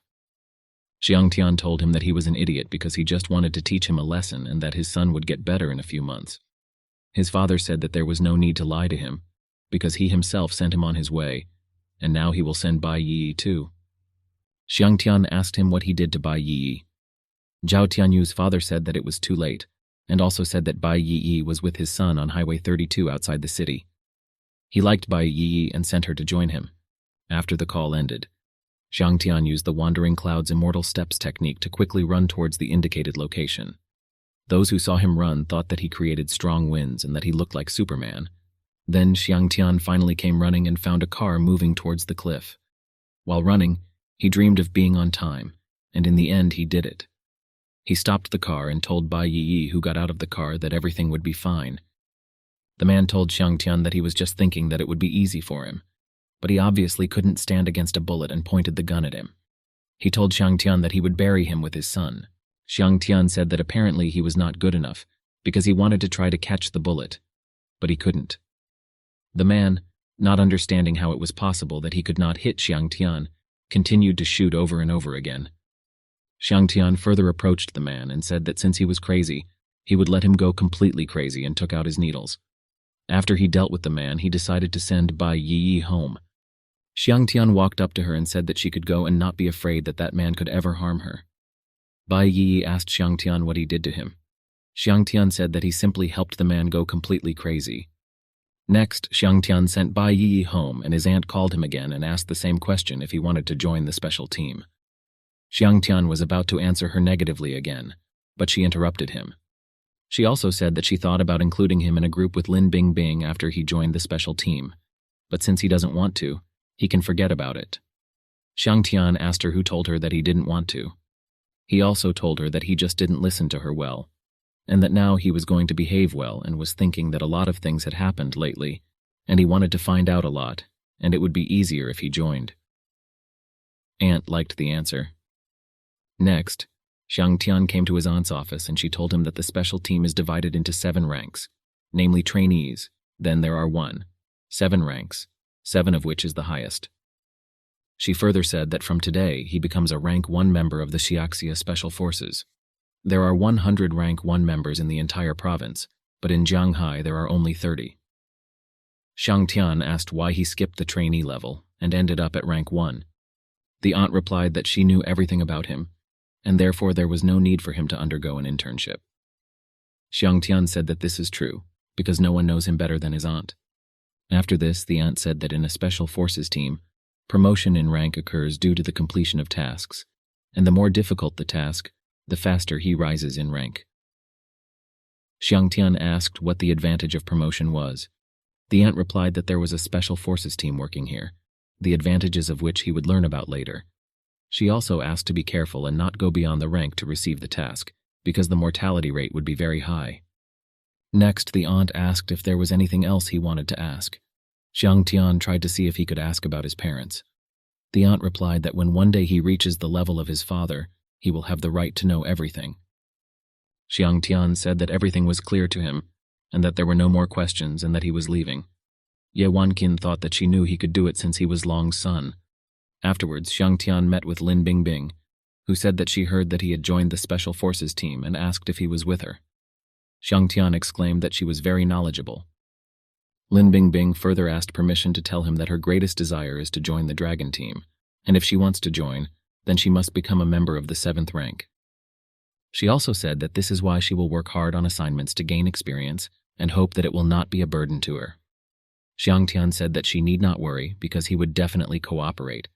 Lin Bingbing said that this was good, and that now they should go to the hotel room together. Xiangtian asked what they would do there. Lin Bingbing replied that they would carry out the task. After that, they went to the hotel room. Once in the hotel room, Xiangtian asked Lin Bingbing if he could come in now. Lin Bingbing said that she needed to wait a little longer. Xiangtian asked if it was not yet and said that he couldn't bear it anymore. Lin Bingbing said that if he couldn't bear it, then he could move away, sit down and wait. She also said that this is all due to the fact that this site requires identification confirmation when you first log in. Lin Bingbing further said that he was breathing down her neck, and it annoyed her. After that, he walked away, lay down and asked why they went to the hotel to use the computer if they could have chosen an internet cafe for this. Lin Bingbing said that one should not look at such a secret site in public. Xiangtian asked why not go to his house because in his opinion, using the hotel computer is also not very secret. Lin Bingbing replied that she did not want to be alone with him at home, and this site has strict privacy measures, and it will never leave traces of use or be hacked, and at that moment she managed to enter the site. Lin Bingbing further said that the missions of the Special Forces team can be divided into 7 types, namely A, B, C, D, E, F, G. Her current level for completing tasks is G, that is, basic, and hope to complete a class task F is small. Xiangtian asked to choose 10 tasks at random. Lin Bingbing said that he was crazy, because she can only take 2 at a time and she has a deadline for completing them, so they will have to choose. Xiangtian said that in such a case you can choose 2, among which one is arresting the fugitive, and the other is collecting evidence. He intervened and selected these tasks to complete, after which he began to leave the hotel room. Lin Bingbing followed him and said that both of these tasks have a 3-day deadline in which they must complete these 2 tasks, and asked Xiangtian if this was good. Xiangtian offered to go with him. Arriving at a club called Star, he approached Hong and asked her to check the person's whereabouts for him, while he went away and would return in a few minutes. Hong said she charges for this. But Xiang Tian pretended not to hear her and went outside. Lin Bingbing followed him out and asked where he wanted to start and if he could tell her the plan. Xiang Tian asked her to take him to his next destination. She drove him. On the spot, Xiang Tian said that the house of the secretary suspected of corruption is here, but their neighborhood has strict rules, and you also need to show a card to enter the building, so they must figure out a way to enter. Next, Xiang Tian noticed and said that the window was not closed. Lin Bingbing asked how he knew this and said that the apartment was on the 4th floor and asked him not to say what he could see. Xiang Tian asked her to stand guard and climbed up. After sneaking into the apartment, Xiang Tian pondered that no one was home at this time and he didn't know where they went to spend the money. But he was there, and the next step was to look for evidence. Lifting the sheet, Xiang Tian thought after what he saw that it was as smooth as the plot of a TV show. After that, Xiang Tian left the building and returned to Lin Bingbing. Lin Bingbing asked what was there. Xiang Tian exclaimed that he had collected a lot of evidence, photographed the ledger and so on. Lin Bingbing said it was great. Next, Xiang Tian suggested going to Hong because the order should be practically completed, so they went there. Arriving at the club, Hong said that she took out all the information and asked where her money was for her work. Xiang Tian thanked Hong for her work and gave her a map, saying that there were still several 100,000 on this map. He also said that she could transfer them, and said that the password on this card for this consisted of 6 zeros. Hong took the card and Xiang Tian said that they should follow him now. Lin Bingbing asked why so quickly. Xiang Tian replied that Hong's information was very reliable, and there was no need to doubt it, and they left after that. Arriving at the right place, Lin Bingbing said that when she counted to 3, they would enter. Xiang Tian agreed to her condition. She counted to 3, they burst in. She said they were from the police and asked no one to move. No one, of course, began to listen to her and began to attack them. Xiang Tian defeated everyone, and Lin Bingbing said that she did not expect everything to go so well. Xiang Tian said that because she was too strong, none of them had time to react. Lin Bingbing said that he himself was not bad, and if not for him, they would not have been able to catch them so quickly. He then offered to hand them over. They came to the office to complete tasks. The person receiving was surprised to see that they had only been on the task for 2 hours. Xiang Tian asked him to hurry up and pass the mission and give all the points to Lin Bingbing. She asked why to her.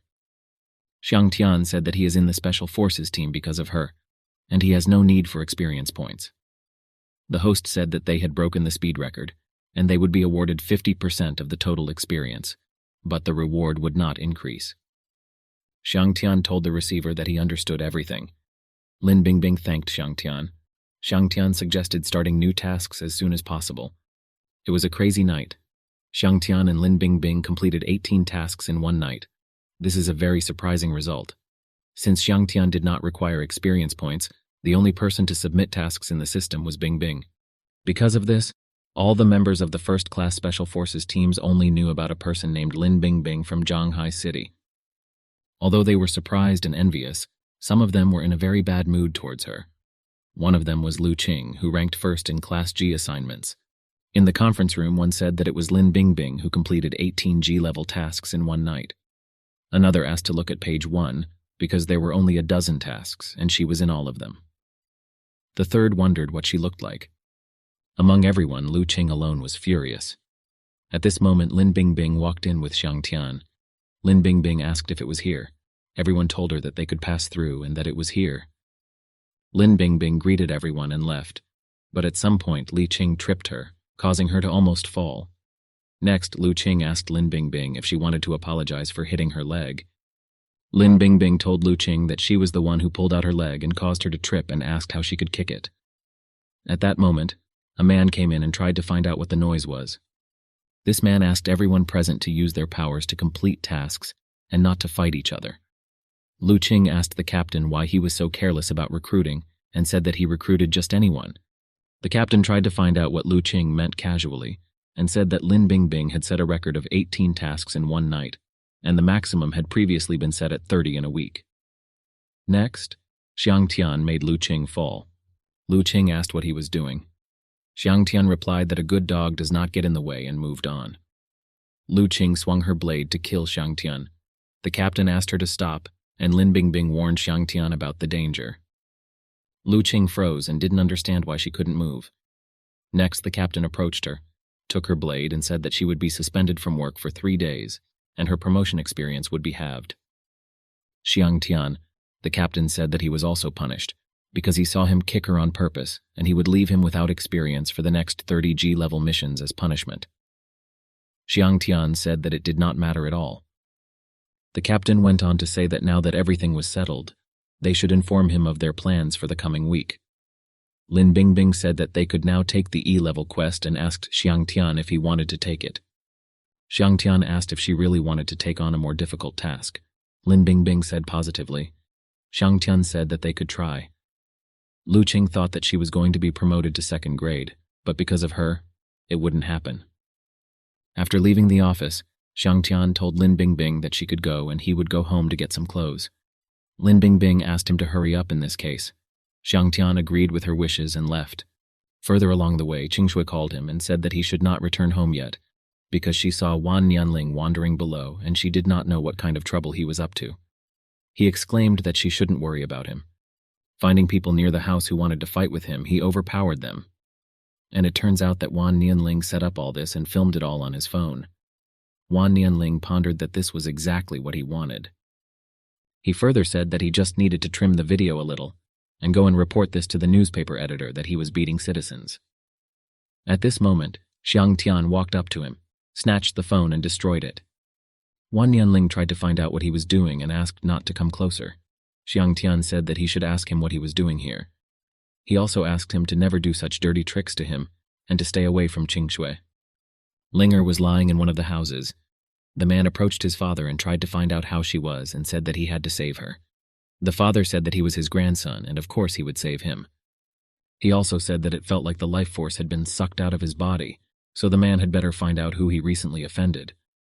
The man said that he would like to see who dared to attack his Wang family members. While near the computer, Lin Bingbing said that this is the most difficult mission of level E, and he will have to face the quicksand killer.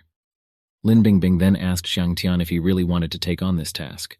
Xiang Tian replied that when he saw that it was quicksand, he decided to take it and thought that this was a good way to take revenge. He further suggested that we go, because he knows where to look for them. Lin Bingbing asked how he knew this. Xiang Tian brought Lin Bingbing home. Lin Bingbing asked if this was his house and why they should be in his house. Xiang Tian replied that his house had always been and continues to be watched by the people from the quicksand. Xiang Tian further said that they would follow them when they were relieved and go to their stronghold and destroy them all. Lin Bingbing asked what he was talking about and how the two of them would cope with them all. Lin Bingbing then asked what the quicksand people watching his house were doing and why he was constantly having problems with them. Xiang Tian said that they thought he had something they needed, but he didn't. Lin Bingbing said that with their strength they could get it, but for some reason they don't, and asked why, then they continue to follow. Xiang Tian suggested looking at what they started to do. Xiang Tian further said that they are most relaxed when they have just handed over a shift, and therefore suggested taking advantage of this. Lin Bingbing suggested waiting a little, then they eventually followed them. Arriving at the place, Lin Bingbing said that they would sneak up on them, and since she had good shooting accuracy, she would kill everyone she could. At this moment, Xiang Tian shouted that they were all surrounded by 2 of them, so they should surrender.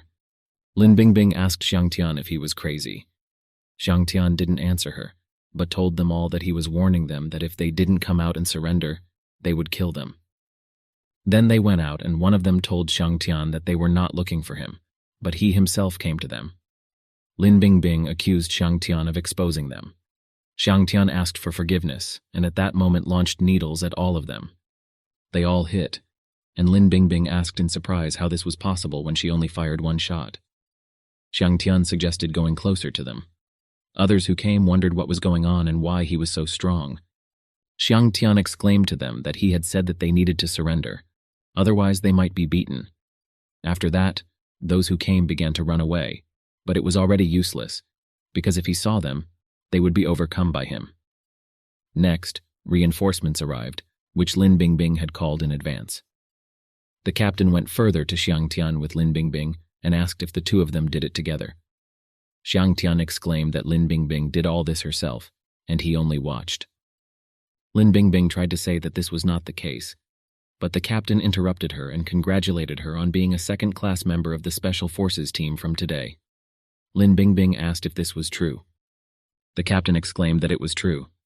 Next, Xiang Tian also congratulated her and she thanked him. Further, Lu Qing, seeing the news of this, said that from now on she and she would be rivals. In one of the houses, one of the men told Mr. Hu that something had happened to Wan Nianlin. Hu said that Xiang Tian has done something wrong again, and he really does what he wants and has already disgraced 4 young masters of Jianghai. Hu then ordered that he be beaten to death. He said that Xiang Tian was close to Zheng Ru so he could use her to lure him in, and then he could slam the door and kill them both. The man tried to find out if this was even possible. Hu tried to find out what he had just heard and whether they were afraid of him. After that, he said that with their power it is easy to take away 2 lives and asked if they were afraid of the woman. Mr. Hu then said that you need to forget about fear and just kill this woman. After all, what he cannot get, no one else can. While at home, Xiang Tian thought that this time everything had finally cleared up, and the quicksand apparently would not send people here for some time. At that moment, a message came to his phone saying that Zheng Ru was in danger. After this message, Xiang Tian called Zheng Ru and asked if she was okay there. Zheng Ru said that she was fine and asked what happened. Xiang Tian asked not to go anywhere and wait for him where he was. Zheng Ru wondered what was wrong. Next, someone called Zheng Ru. She answered the call and asked what was going on. Someone exclaimed to her that Xiang Tian was dying. He was in her underground parking lot and she could go down and save him. After that, Zheng Ru ran to the underground parking lot. They saw each other and ran to meet each other. Meanwhile, Mr. Hu's servants reported to him that they had arrived, and after that they organized their murder. Next, Hu and his friends celebrated their common victory, because this time they had done something great and decided to have a good time after that. Xiang Tian approached them and asked if they would take him with them to the celebration. Hu's friend tried to find out how this could have happened and how he could have escaped. Hu told Xiang Tian that his luck would not last forever, and he would definitely die next time. Xiang Tian tried to ask Hu if he thought he would have another chance considering that he had gone too far by dragging Zheng Ru into this. Then he inserted needles into them, took them away and said that they would not be able to come to their senses for the rest of their lives. Next, Xiang Tian went to Zheng Ru. She asked him if he was finished. Xiang Tian said that he told her not to go anywhere, but she left her office and if he had not come quickly, then she would not have had a good ending. Zheng Ru said that she was worried about him. Xiang Tian suggested forgetting about it because there would be no problems in the future. Lin Bingbing said after completing one of the tasks that she wanted to return to the department. Her colleagues advised her not to rush into it, but she still went into the elevator, but she fell out of there already unconscious. After that, she was taken to the hospital and upon learning about this, Xiang Tian went to see her at the call of her colleagues. Entering the room, Xiang Tian asked why they called him and what happened. The man told Xiang Tian that it was him. He remembered that he and Lin Bingbing knew each other well and that's why he called him. Xiang Tian asked what his name was because he was in his debt. Qian answered his name and said that it was just a gesture of goodwill. Seeing Lin Bingbing, he thought it was strange and asked Qian how she got sick. Qian replied that they were investigating a murder case where the victim died in a strange way, and there were no clues, and Lin Bingbing fainted after leaving. Xiang Tian cured her and she woke up and said that her head hurt very badly. Qian said it was incredible that she woke up. Lin Bingbing then asked how she ended up in the hospital and what was going on. Xiang Tian exclaimed that he didn't know exactly what kind of entity it was, but it looked like a ghost from a movie and it didn't seem to be created by humans. Lin Bingbing said that there is no need to joke with her about ghosts. Xiang Tian said that she was just sick. This entity has sucked out a lot of her yang energy, and she is now very weak. He suggested that she rest, and he would go and breathe some air. Xiang Tian further asked Qian to lead him to the right place. Qian agreed and on the way said that the person who had the accident was on the 18th floor. Something very strange was happening in the elevator. On the 18th floor, Qian woke up and asked what it was. Xiang Tian ordered to wait in the elevator and get out in a minute. Qian came out a minute later and Xiang Tian was already near the apartment door. Seeing Xiang Tian, Qian told him that he was in the wrong apartment because the deceased was in the next apartment. Xiang Tian replied that he knew this very well, and he also knew that the killer was in the apartment he approached. He went further into the apartment and asked the one who touched his future wife to leave. That spirit tried to find out in response whether he had ruined his plan and injured his child. Xiang Tian said that he had many enemies before, but this was the first time he had to deal with someone like this guy. Then he asked to leave, because he was here to start a fight. The man told him that he was a brat who didn't know what he was doing. Seeing the man, Xiangtian wondered what he was all about. The man said that his yang energy is very strong and he is a treasure for his practice. The man went on to say that he needed the virgin's yang energy in order to break through, but he would do just fine. Xiangtian pondered that this was something that was neither human nor ghost. The man decided to start taking Xiangtian's energy, but Xiangtian said that he must finish him off first. After hitting him, Xiangtian asked him why he was so weak, because he thought that he was a master. The man ordered someone to kill Xiangtian in his place. Xiangtian felt a cold sensation and then eliminated the formation of something, which greatly frightened the man. After this, the man asked Xiangtian not to approach him. The man also told Xiangtian that he was a monster. Xiangtian asked him who he called a monster and beat him up. After all this, Xiangtian left the apartment to the waiting Qian, who tried to find out what it was and what happened. Xiangtian told Qian that the person he was seeing had committed a crime, and he asked Qian to take him away and interrogate him, and if he didn't say anything, then he should be told that he would return to him if he remained silent. After this, Xiangtian returned to Lin Bingbing. She asked him how he was able to return so quickly and whether he was injured. Xiangtian exclaimed that he was fine and had taken care of the matter especially for her. Lin Bingbing said that he saved her life again and helped her solve the case, and that she owes him more and more. Xiangtian said that she would pay him for everything at once if she became his wife. At this moment, Xiangtian received a call from Wan Nianlin's father and asked him to come to him because he wanted to talk to him. Xiangtian asked for forgiveness, said that he did not know anyone by that name, and ended the conversation. After that, a girl came to Wan Nianlin's father and asked if he had problems with Xiangtian, after which she also said that she knew what his weakness was. Meanwhile, Xiangtian was peeling the apple, and Lin Bingbing asked not to peel it, because it was better to wash it so that she could eat it like that. Xiangtian said that he just wants to be a model visitor. After that, Xiangtian received a call from Baixin and said that Qing Shui had been kidnapped. Xiangtian told her to stay there while he walked and asked her not to call the police under any circumstances. Lin Bingbing tried to ask what was going on, but did not receive an answer. In one place, one girl told another that a funny situation had happened. Another said that she did not like to watch such fun. Then the first one said that we are talking about the very god of basketball. Baixin told Xiangtian who came that she was in a panic and did not remember the license plate number of the car, and also said that it was useless. Xiangtian told her that she shouldn't blame herself, because he would definitely bring Qing Shui back. Next, Xiangtian received a call from the same father of Wan Nianlin. Xiangtian asked not to disturb him, because he is very busy right now. His father asked him to remember that he was to blame. Xiangtian said that he would destroy his entire family if Qing Shui lost even one hair. Bing Xin asked to go with him because Qing Shui is her best friend, and she cannot leave her alone. Xiangtian told her that she was also his closest relative, so they would go together and bring her back. The girls came out and one of them asked the other if she had seen it. Another said that they give off a murderous aura. Although it is not mature enough, it is truly a murderous aura. She also said that there are two types of murderous aura, one caused by murder and the other by anger. The servant told Wan Nianlin's father that his plan had worked, and Xiangtian was going to certain death. Father asked if Master John had been invited. The servant said yes, and that his subordinates gave him a red envelope with 1,000,000 yuan. The servant also said that Jian promised not to talk about it and is now in the backyard.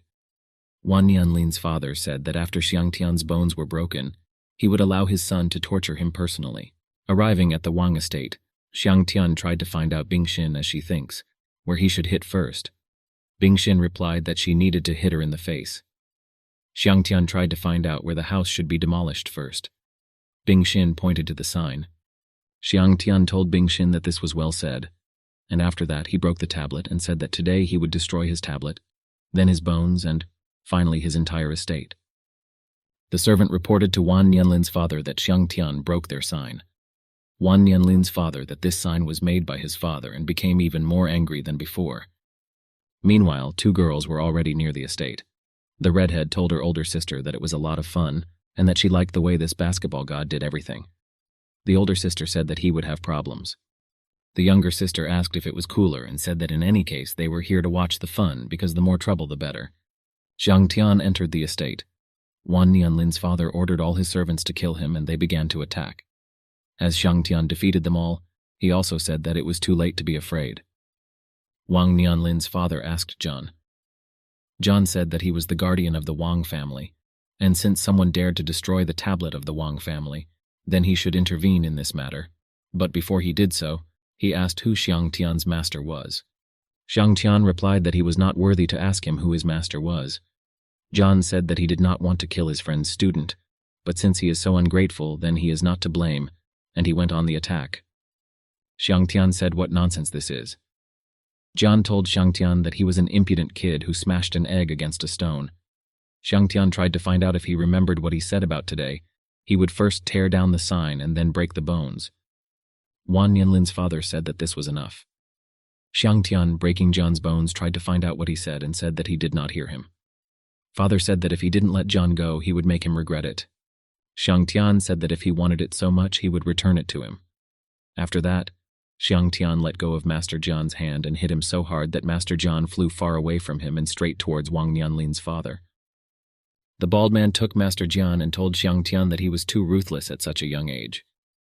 Xiang Tian tried to find out when he finds someone to beat him. Does he say that he is young, and said that the reason is all his. Xiang Tian told the bald man that he had nothing to do with it, because the one he wanted to fight with was Wan Nianlin's father. Wan Nianlin's father tried to find out what kind of place he thought Xiang Tian was, and whether he thought he could beat whoever he wanted. He also tried to find out if he thought he could come and go whenever he wanted.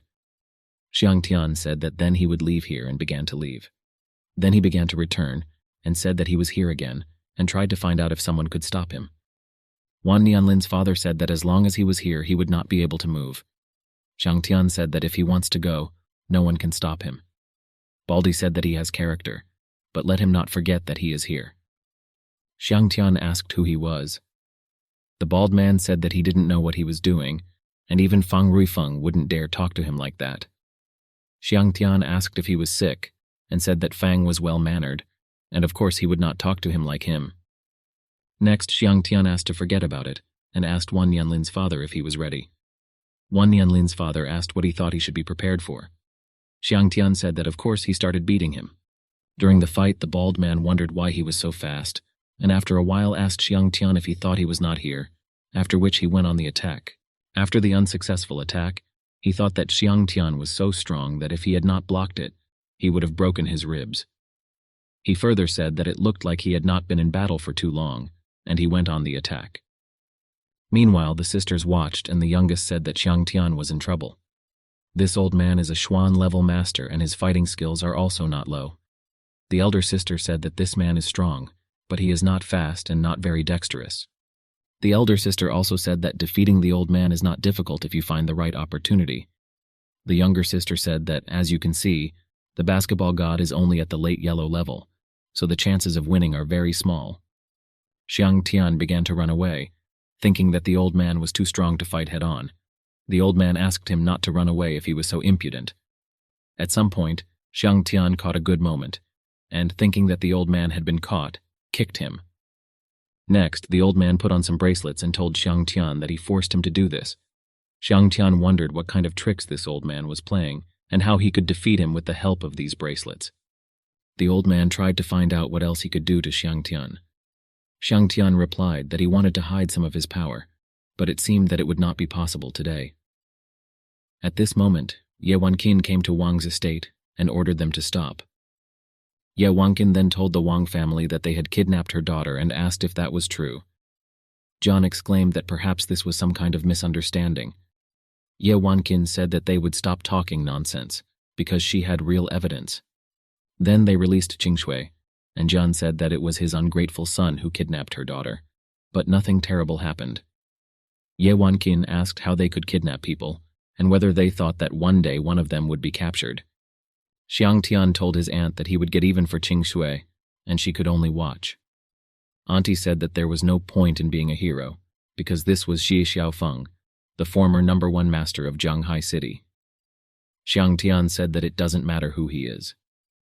Fang Ruifeng told Xiang Tian that he had not seen him for several days, and his strength had increased significantly during this time. Ye Wanqin asked if they knew each other. Fang Ruifeng replied that he had met him before, but did not know that he was her nephew.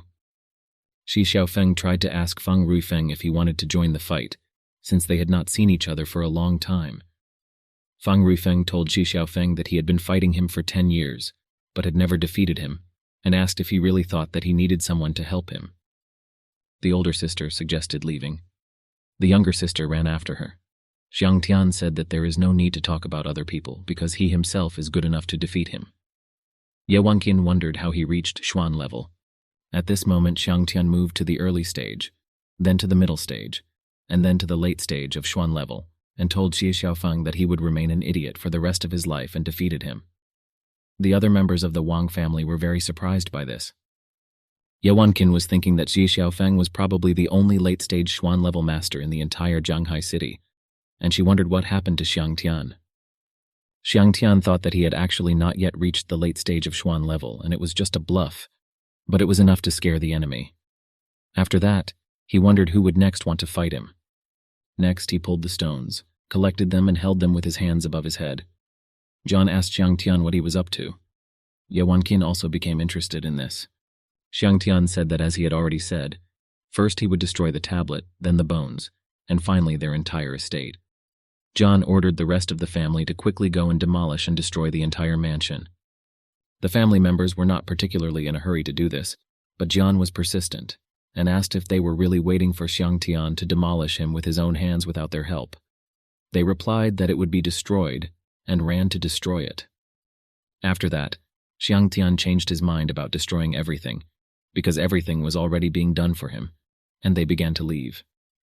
Fang Ruifeng invited Xiang Tian to come to his Liulin villa and meet him for tea when he had time. Next, Xiang Tian and Ye Wanqin came to some room and she asked him to talk about it. Xiang Tian agreed and said that if she asked, he would tell her the truth.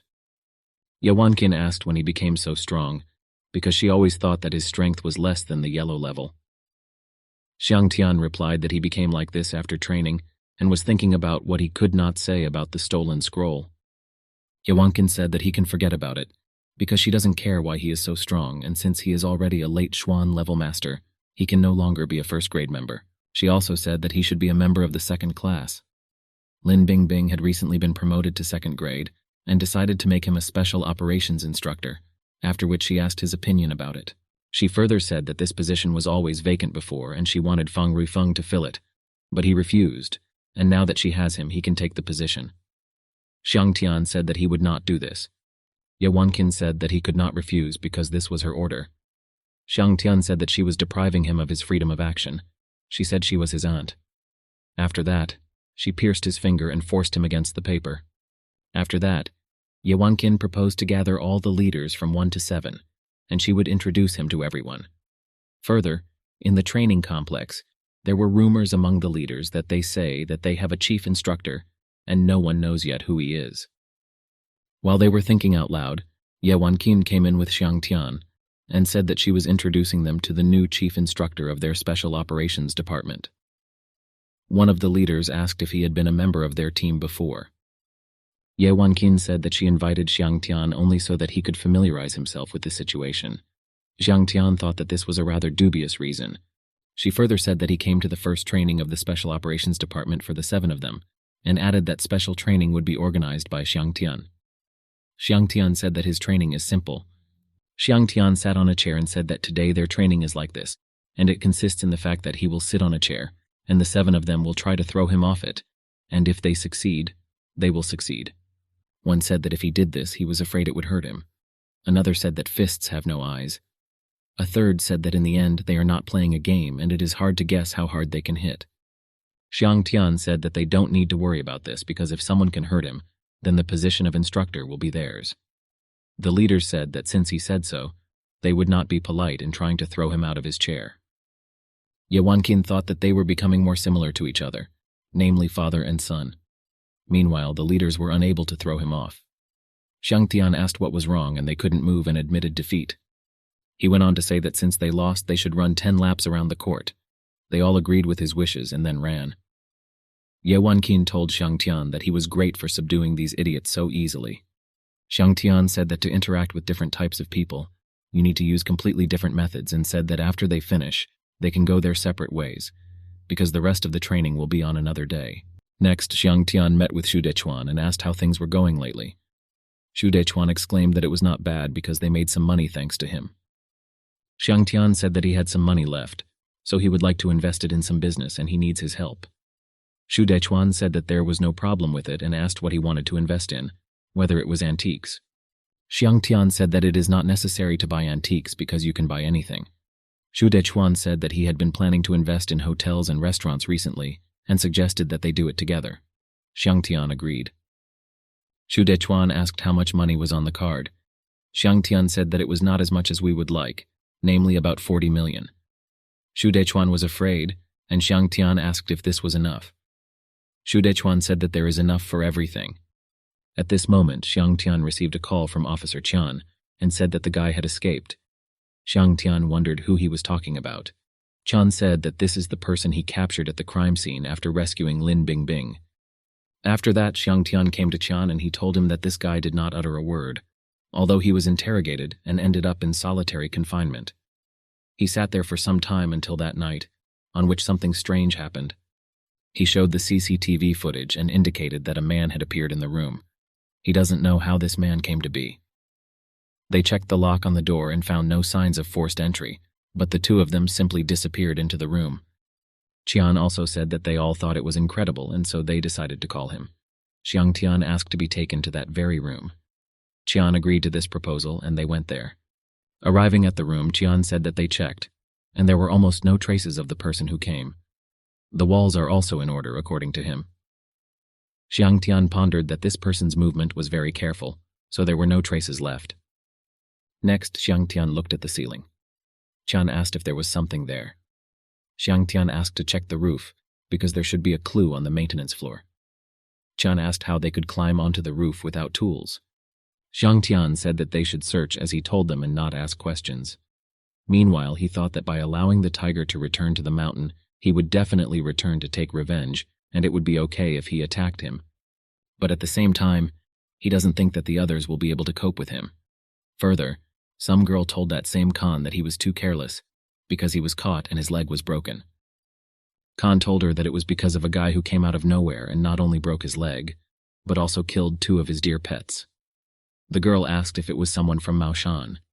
Han replied that he had not, and that he did not use Mao Shan's materials at all, and that he was just fighting. The girl asked how this was even possible. Khan replied that he did not know this. Han also said that he only knows that that guy is full of yang energy, and that he has never seen a person with so much yang energy, and if he can absorb his yang energy, then he will definitely return to his peak. The girl said that she would help him catch him, but then they would have to share his yang energy and asked if he agreed to this condition. Khan said that there were only 6 people left in their sect, so they should stick together, and when they were restored, they would go together in search of the treasures of their ancestors. The girl agreed with him, and so they agreed. Next, Xiang Tian came to the hospital to see Lin Bingbing and told her that the criminal had escaped. Lin Bingbing asked what happened and asked her to tell him. Xiang Tian told her the whole situation that happened. He also said it looked like they escaped through the maintenance floor. Lin Bingbing asked why he didn't go and find them and why he was sitting next to her now. Xiang Tian exclaimed that he was worried about her. He went on to say that she shouldn't worry because her colleagues had a lead to catch them, and that it would only take a few minutes.